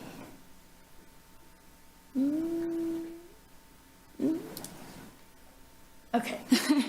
And then the next one is the Casper Aquifer Protection Plan. There had been some information posted, but we just made a lot of updates to both the number of documents and studies that are available, and also posted not only like the history of the Casper Aquifer Protection Plan, but also the latest draft is available as well. So we made that pretty easily noticeable. And then also attached a lot of the maps so people would have a good idea of where that area is. And then there's also, we included the history and a lot of the geologist approved letters, and then kind of just went through other elements of the plan, and then included the steering committee so people would have an idea of who is managing that as well. And then the other new thing that we added to this is kind of just a library of studies and documents that people can go and click onto that, that weren't accessible. Yeah. Yeah, so just a really long list. And I think in the future, it might be good to organize these a little better. But it's just like a huge library of things that hadn't originally been published, and now the public has really easy access to a lot of the related studies with the Casper Aquifer. Emma, can you show them the site-specific investigation? Oh, yeah. So that's actually a separate tab. And Darren had mentioned that he wanted to keep that as its own tab. The site-specific investigations is also just a list of different well investigations over the years from 2011 to I think the latest is 2021, and they're planning on publishing the ones from 2022 as soon as they're available. So then, yeah, there's also, all of these are publicly available too, so if you click on them, there's a lot of information available on just different wells around the city. And again, we're planning on making the 2022 ones available as well. So if you scroll up, and there's just like a lot of information available on the Casper Aquifer, which I think is really good. And then the well owner survey is something that we're planning on updating. It's just for anyone who owns a well in the area that's on the Casper Aquifer. We're planning on, I think, adding a little bit more information on that, but that's also something that's been available for a really long time. And that was originally, when you clicked on the Natural Resources tab, this was what popped up. So I thought it was good to replace the home page with something other than this. Yeah. But then moving on, we have our climate and energy page, which that's also a new tab. So we have a lot of what the city has been doing for emissions reductions, including the carbon net neutrality ordinance and everything kind of relating to that. We've also published a lot of the information that the city has worked with the university in terms of inventorying emissions. There's recently a new emissions inventory that's also published on here as well, and some graphics of different emissions types. And then also kind of looking towards the future, there's an emissions plan that is in the works that is being drafted right now that isn't completed yet, but as soon as it is completed, that'll also be published here. And then also a link to the Environmental Advisory Committee, as well as some information on the city's involvement with Mountain Towns 2030 and a link to their page. And then renewable energy projects is also under this tab, but it's also its own separate tab so people can see it easier. And that just includes a lot of the solar projects that the university has worked on. And we just made that available as well. And that's also on the planning website too, because they've worked with, they've been working on renewable energy projects themselves. And then the last thing is wildlife protection. There's a few projects that the Natural Resources Department has been working on. Just a really short background, and then their work on the Wyoming toad protection, including some links and some videos. The fish passage project for Dowland Ditch, which is a water right that the city controls, including a lot of the partners that they've worked with. And then the last one that is currently in the process of being approved is the Go Forth Reservoir project, which we also have published a lot of the plans for that. If I can click on that. Yeah, so this is like what a lot of the wildlife protection has looked like. We've tried to publish a lot of like the plans and what the city has been involved with.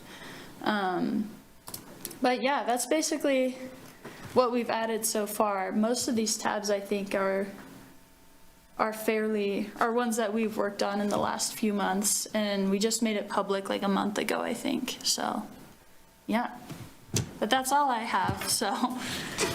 Thank you, Emma. Thanks. Thank you. Mayor, City Clerk. if I could just note that our interns have been with us for only 10 hours a week generally. Wow. So. Great. Thank you for that note. Yeah. The Natural Resources page, Darren and I have been trying to do this for 2 years. She did it in a semester. And it's been an aspiration to get all the site-specific investigations up there. I mean, that is just a body of data that the city's been building for a decade, and now it's all published, so it's super exciting. Thank you for your work, Emma. Thank you all. Yeah. So council, that concludes the work session. I want to just close out by saying I have to thank Todd and Nancy OP in my office who've been working with LUM with me. Like I said, Owen's going to step in and take a more active role in that come June 11th is his start date, I believe. But I also want to point out that the department heads have been really focused on improving public information and outreach this year. We've talked about the LPD and their website. I should mention LFD just created a recruitment video. So we're trying to use this information not just to let residents know what we're doing, but to assist in our recruitment efforts. As you know, we're struggling with staffing and getting applicants in the door. So we're stepping up public information in that regard. And I think that with the addition, with the enhanced focus of department heads and the addition of Owen doing some public information for us, we'll have more reels, as Loom Studio calls them, to build better video content. And I think that's something that we hope to accomplish a little bit more of this year. So thank you. If you have any questions, happy to answer those. Sure, thank you. Council, do you have any questions at this point? Councilor Richardson and then Councilor O'Doherty. I have one kind of quasi-question comment. This was a huge amount of work that both of you have done. Thank you so much. But in thinking about moving forward and making sure things are updated, how can we help support the city in that effort? Because I know, on where I work in our website, sometimes just like, oh my gosh, we haven't updated this for like 2 years, and we really, So is there a plan in place, or how can we best support that to ensure that this continues down this path that's so great? I really appreciate that question to you, Mayor, Councilmember Richardson. So the way that we handle web content is each division is sort of responsible for their own landing page within our broader website structure to keep that current. One thing I think council could do is we try to keep it current, but certainly if you or a constituent see something that you think is not current, let us know. That's always a big piece. You know how, I think, Micah, as you said, you think it's current and then you realize, oh, this didn't get updated.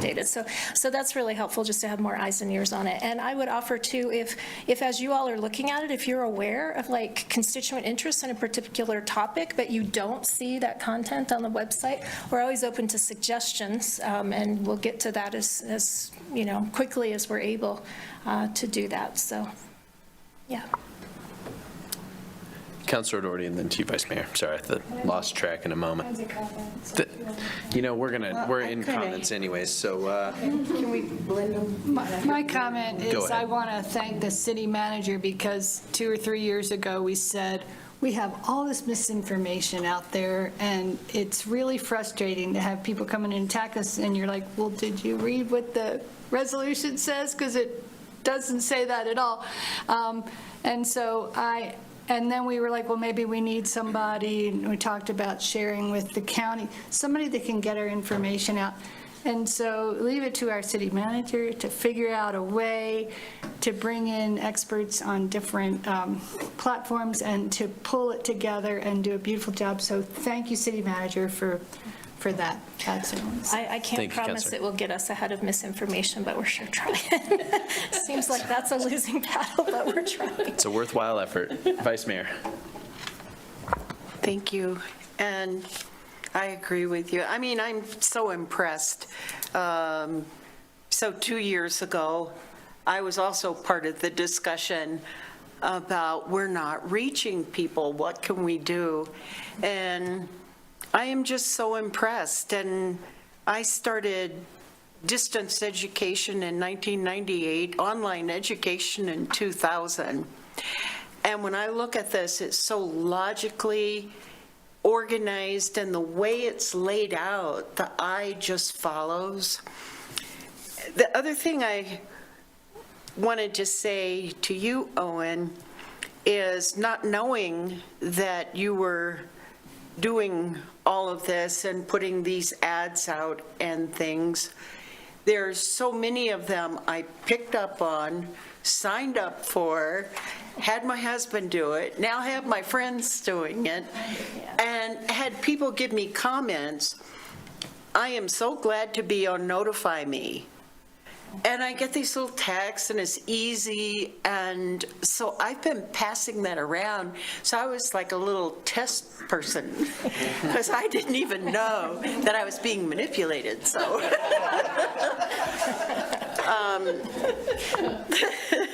The last thing I wanted to comment on is that over time, people have commented to me the difficulty of the search, that they put in something and it kind of goes nowhere. And I'm assuming with what I've seen that you're also embedding cross-reference to the search so that people can find this. Is that? To your question, Councilor Cumby, yes, but I don't think that's so much in the content building space that like Emma was working in, but more in the background operations of the Civic Plus website that we subscribe to. And so IT, I should give a nod to them. They're a big part of managing that background and those search links and correcting links when they're failing, and then working with the vendor that we get our website through, which is Civic Plus, which is a nationwide for Civic Plus, right? I just had a moment. I thought maybe I had the wrong name.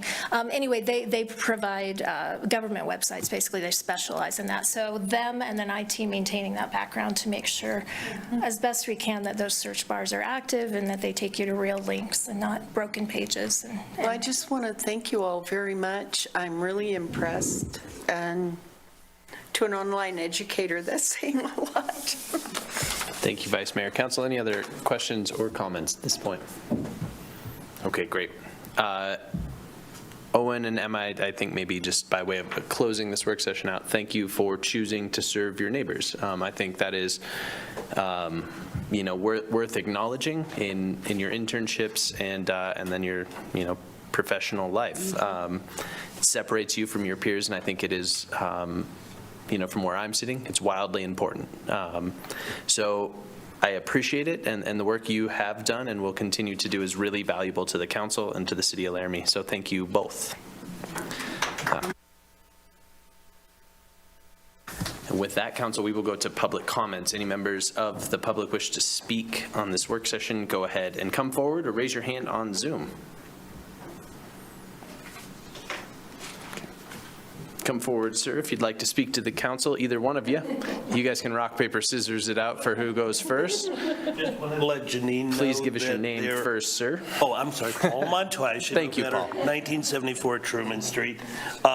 You also have, you're following 75 people on Instagram too, mostly businesses. Just let you know. Thank you, Mr. Montoya. And thanks for spending your evening with us, as per usual. Go ahead and give us your name for the record, and you'll have 3 minutes to address the council. Thank you. Excellent. Thank you for opening your meetings again. My name is Robert Mark Armstrong. I'm going to come at this a little differently, probably, on the taking down of public comments on your page.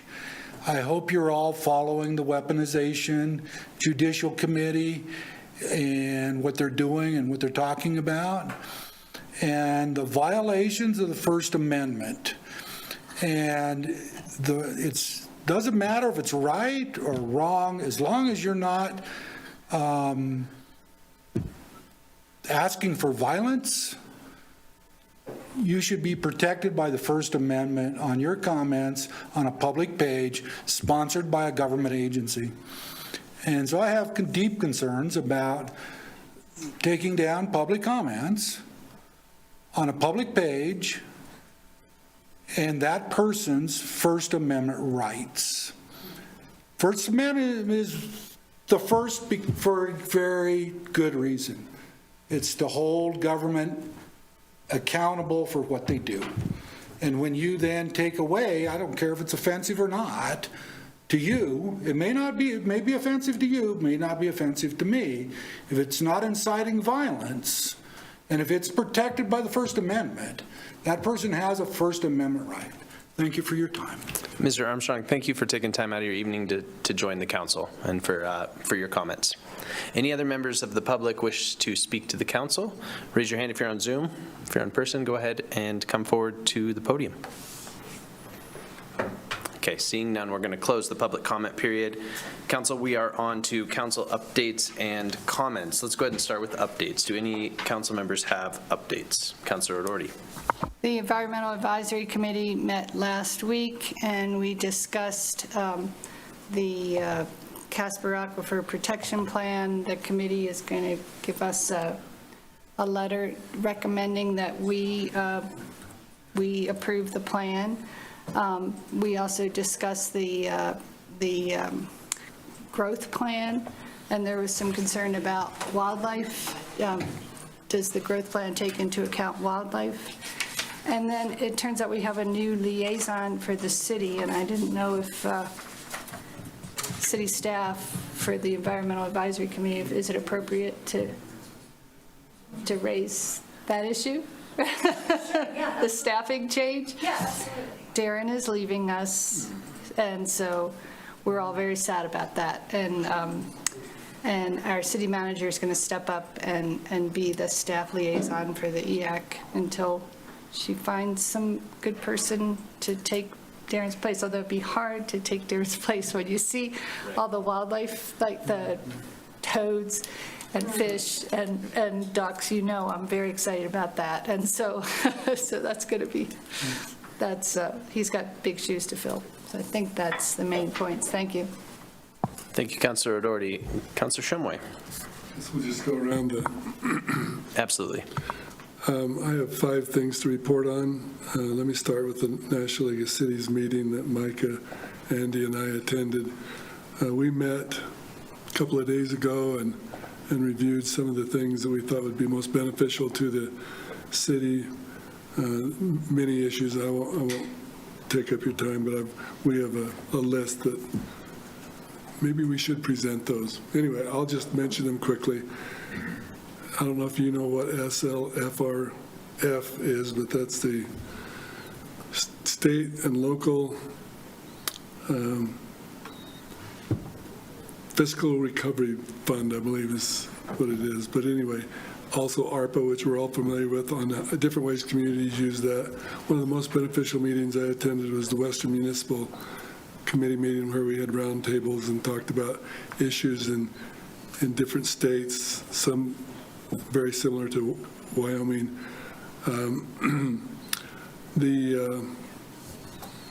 Also, some great ideas. We have a large international students that can work on what's called a J card. I'd never heard of that until I went there.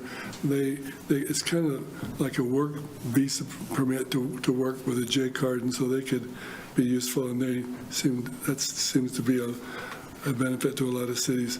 Also, we've had 2, another item, public, the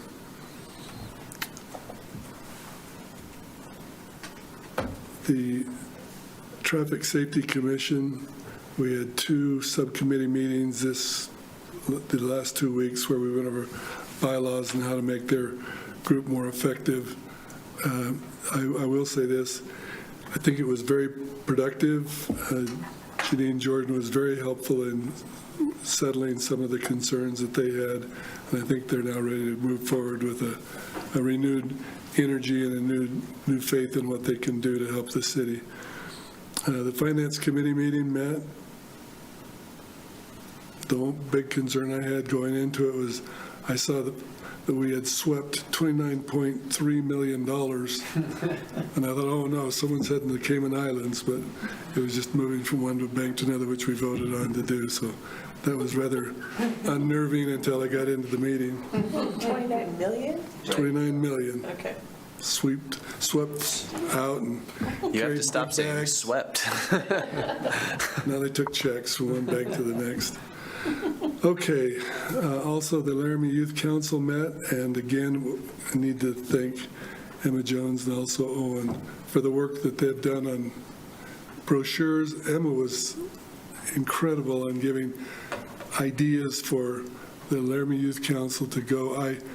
We've just got to find a way to get that group together again, and I think we'll be, have a very productive Laramie Youth Council once it's reestablished and ready to go. But it's been delightful working with Emma, and also all the help that comes from Nancy Bartholomew.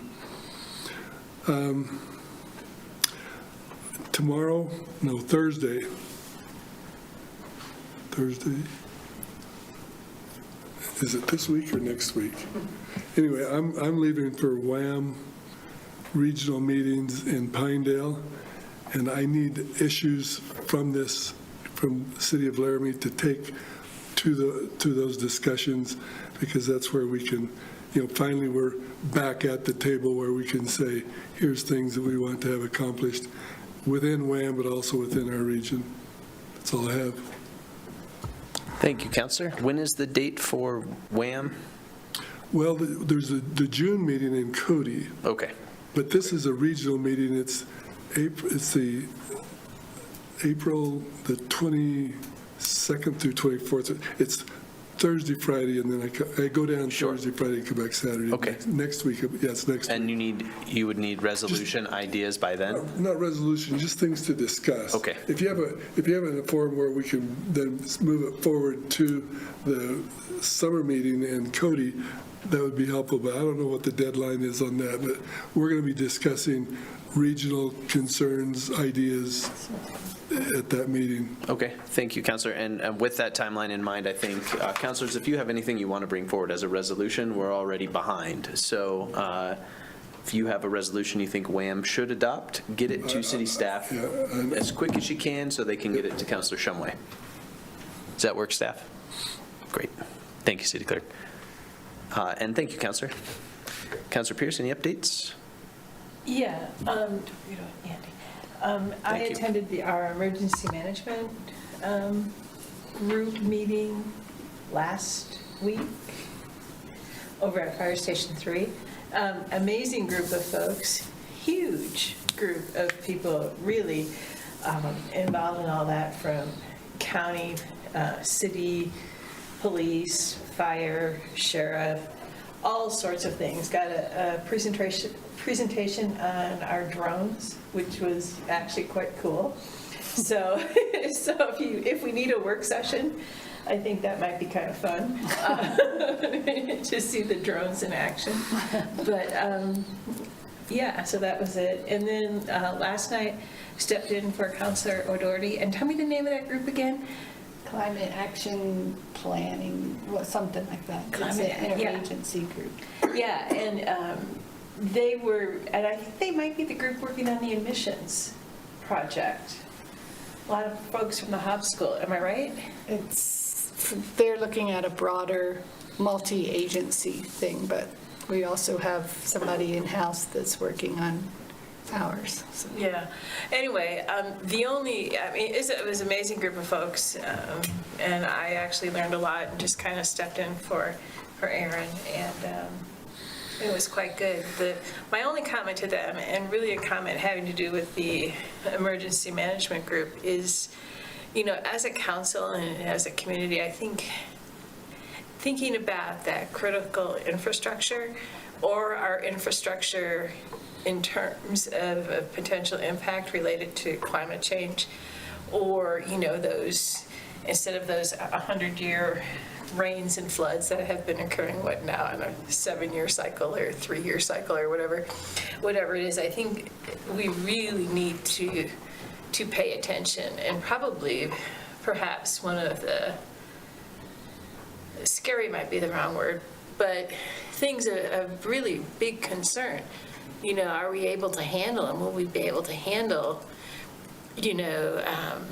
drainage and downpours and all sorts of things that just happen, right?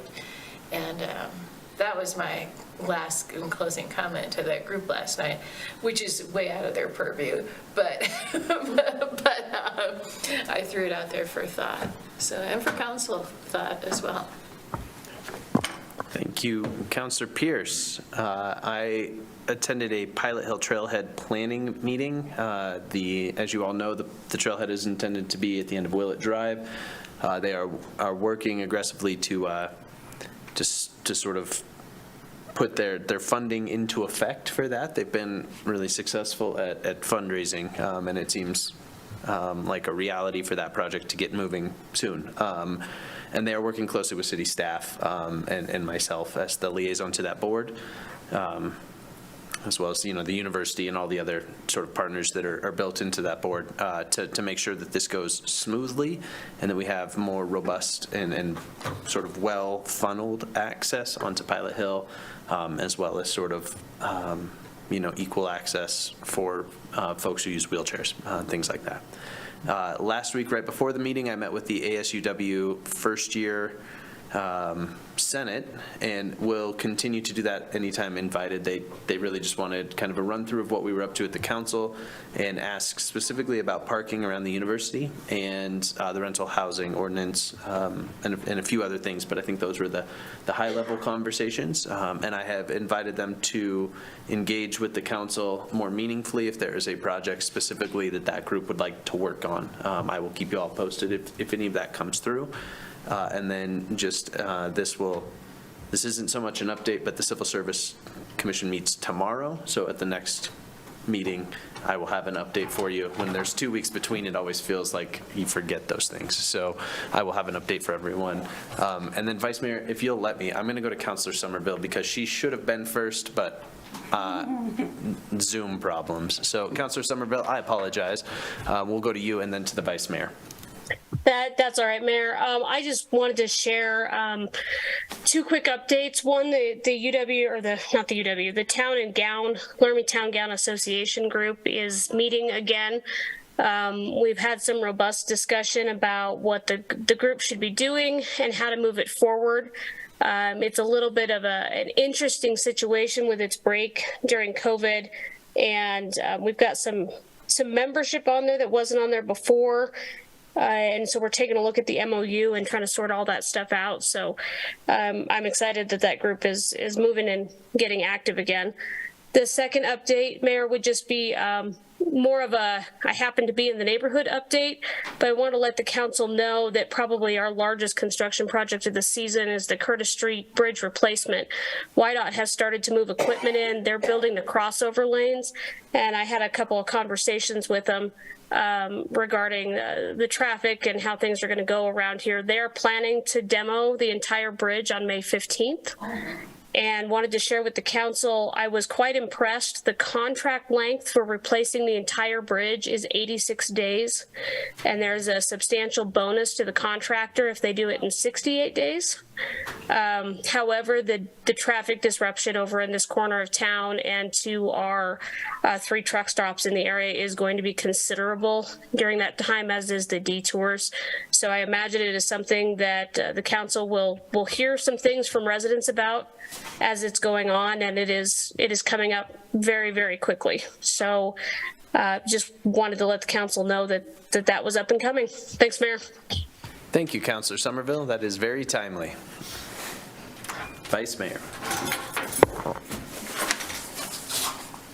Okay. I have to take this out of, I was thinking an echo. I attended the Planning Commission meeting last night in which they completed their review of the Laramie-Albany County Growth Plan and voted to recommend approval to the council. So that has progressed.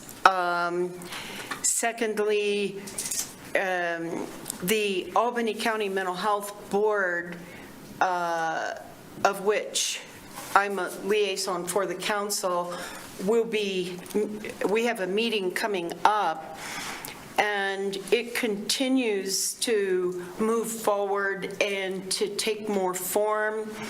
The police data have been shared from Laramie Police Department with Dr. Claire White at University of Wyoming, and she is working on the analysis, and that should help to illuminate a number of things, both strengths and growth areas.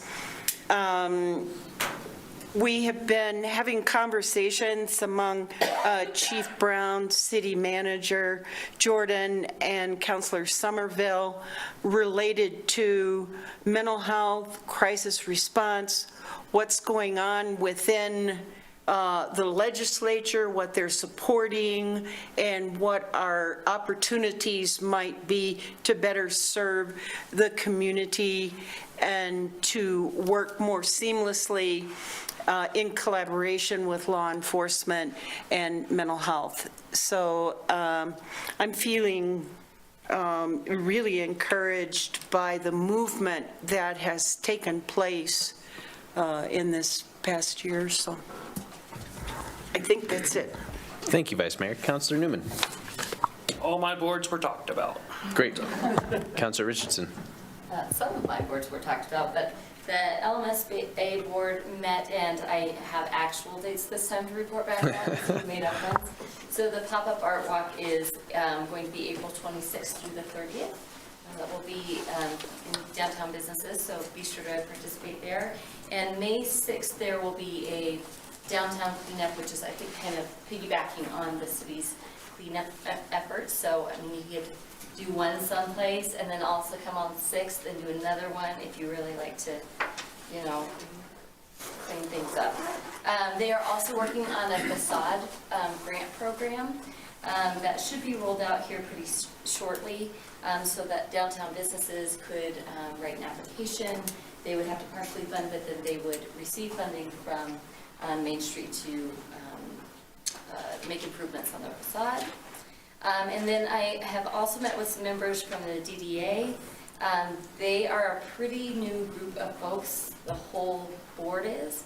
And so Nancy and Janine have been kind enough to offer to come in and kind of share with them information about a board of the city and just the history of the DDA, that sort of thing. I think there's, it will be really beneficial to get everyone on the same page as to kind of roles and responsibilities, that sort of Mike, thing. can you move your mic closer? Councilor Somerville just let me know she couldn't hear you. Yes, and I think I'm now done. Great timing. Sorry, Councilor Great Somerville.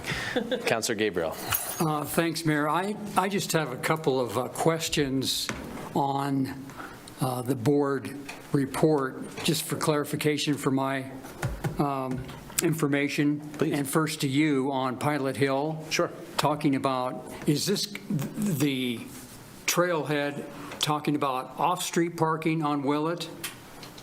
Yes, so there's when you drive down Willett if you're headed towards Pilot Hill on your left, just before you got there was sort of like a gravel storage area the university owned.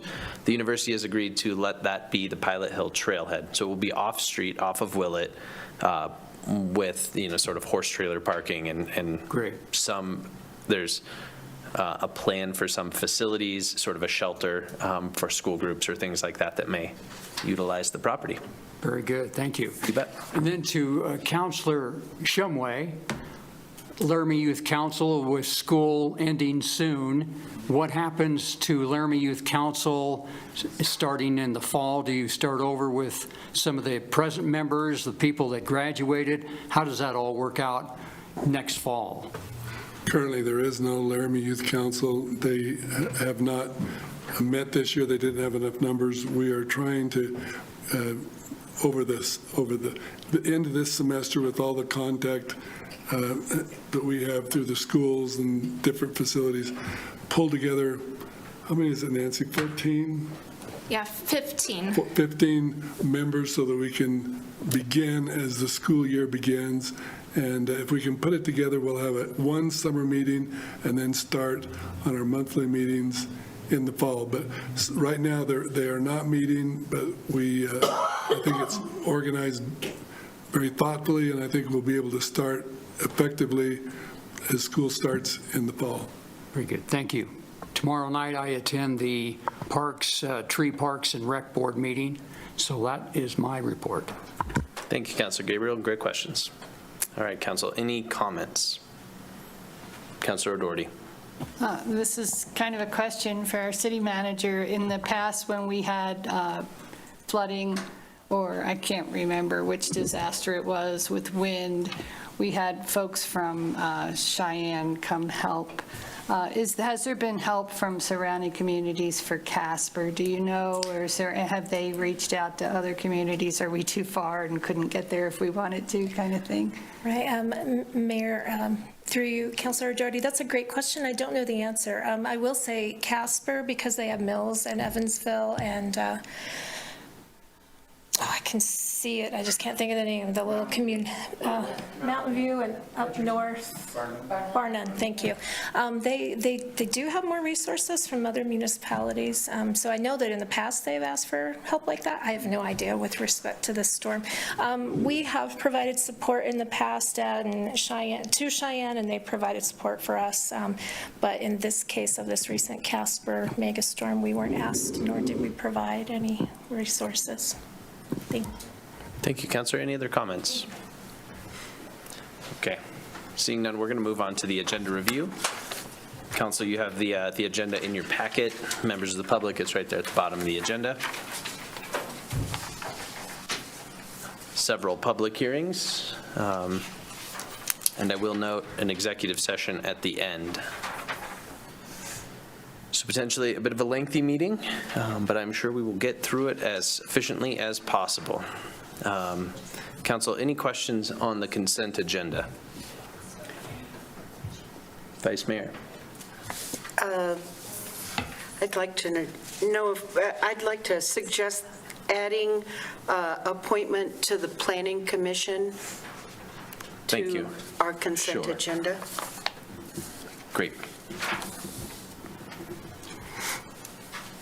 Any other questions on the consent agenda? Council, any questions or comments on the regular agenda as you go through this? Councilor Somerville, I see your hand up. Yeah, Mayor, just real quick, I think it's item 17, the URA resolution. I've requested a 2-week extension on soliciting applications for that. We need a few more applications after reviewing some statute stuff and some conflicts. So I think we should probably kick that back 2 weeks. Thank you, Councilor. City Manager. Councilor Somerville, to that point, I wanted to let you know, because we have not had good response in terms of applications, I did rewrite the ordinance to remove dates so that we could just get it passed. And then at such time as we have suitable applicant pool, the nominating committee can do their work. So if that's okay, that's what I did so that we can just get past it. Yeah, I think that would resolve that concern. It could probably go on the consent agenda. Councilor, Councilor, I was going to say the same thing, given the length of the meeting, if no councilors object, just appointing the members of the council who would serve on that interview panel, fairly course of business for us. Yeah, that would be fine, but you'll need to maybe let me know who the members are so that we can have a complete resolution. Okay. So that if it's on consent, then it's all there. Councilor Somerville, as the liaison to that board, that would be your responsibility. So if you would please let the city manager know the members of the council who will be serving on that with you, so we can put that on the consent agenda item. That works. I will get that to her. Thank you. Councilor Shoma, we had talked about having 3 on this one because it is an effort to stand up an entirely new board. We thought it was important enough to warrant 3 council members. Okay, any other questions on the regular agenda? Great. Mayor. City Manager, I'm sorry, Mayor, could I draw council's attention to item 9I on the consent agenda? Nancy and I are having this sidebar. I think we may have to put that on regular agenda. Okay. We'll check into it with the city attorney. It may be either place. I would remind returning members of council, this is a property that we've been discussing for some period of time, a slight piece, a very small section of property that we would sell to the adjoining property owner so that they could renovate their building. For our newer members of council, we hosted a meeting to get you up to speed on the issue. Gosh, when was that, Micah? It's probably been a month and a half ago, but we didn't get everyone attending. So if you are newer and you would like to get updated on this, please feel free to call me ahead of time. I know that some of the more senior members of council have history on this that maybe you won't have as a new member. and we'll figure out what agenda goes on consent or regular. Thank you, City Manager. That's great. Okay, council, any other questions? Okay, seeing none, this work session is, this meeting is adjourned. The work session's already closed. All right, thanks, everyone.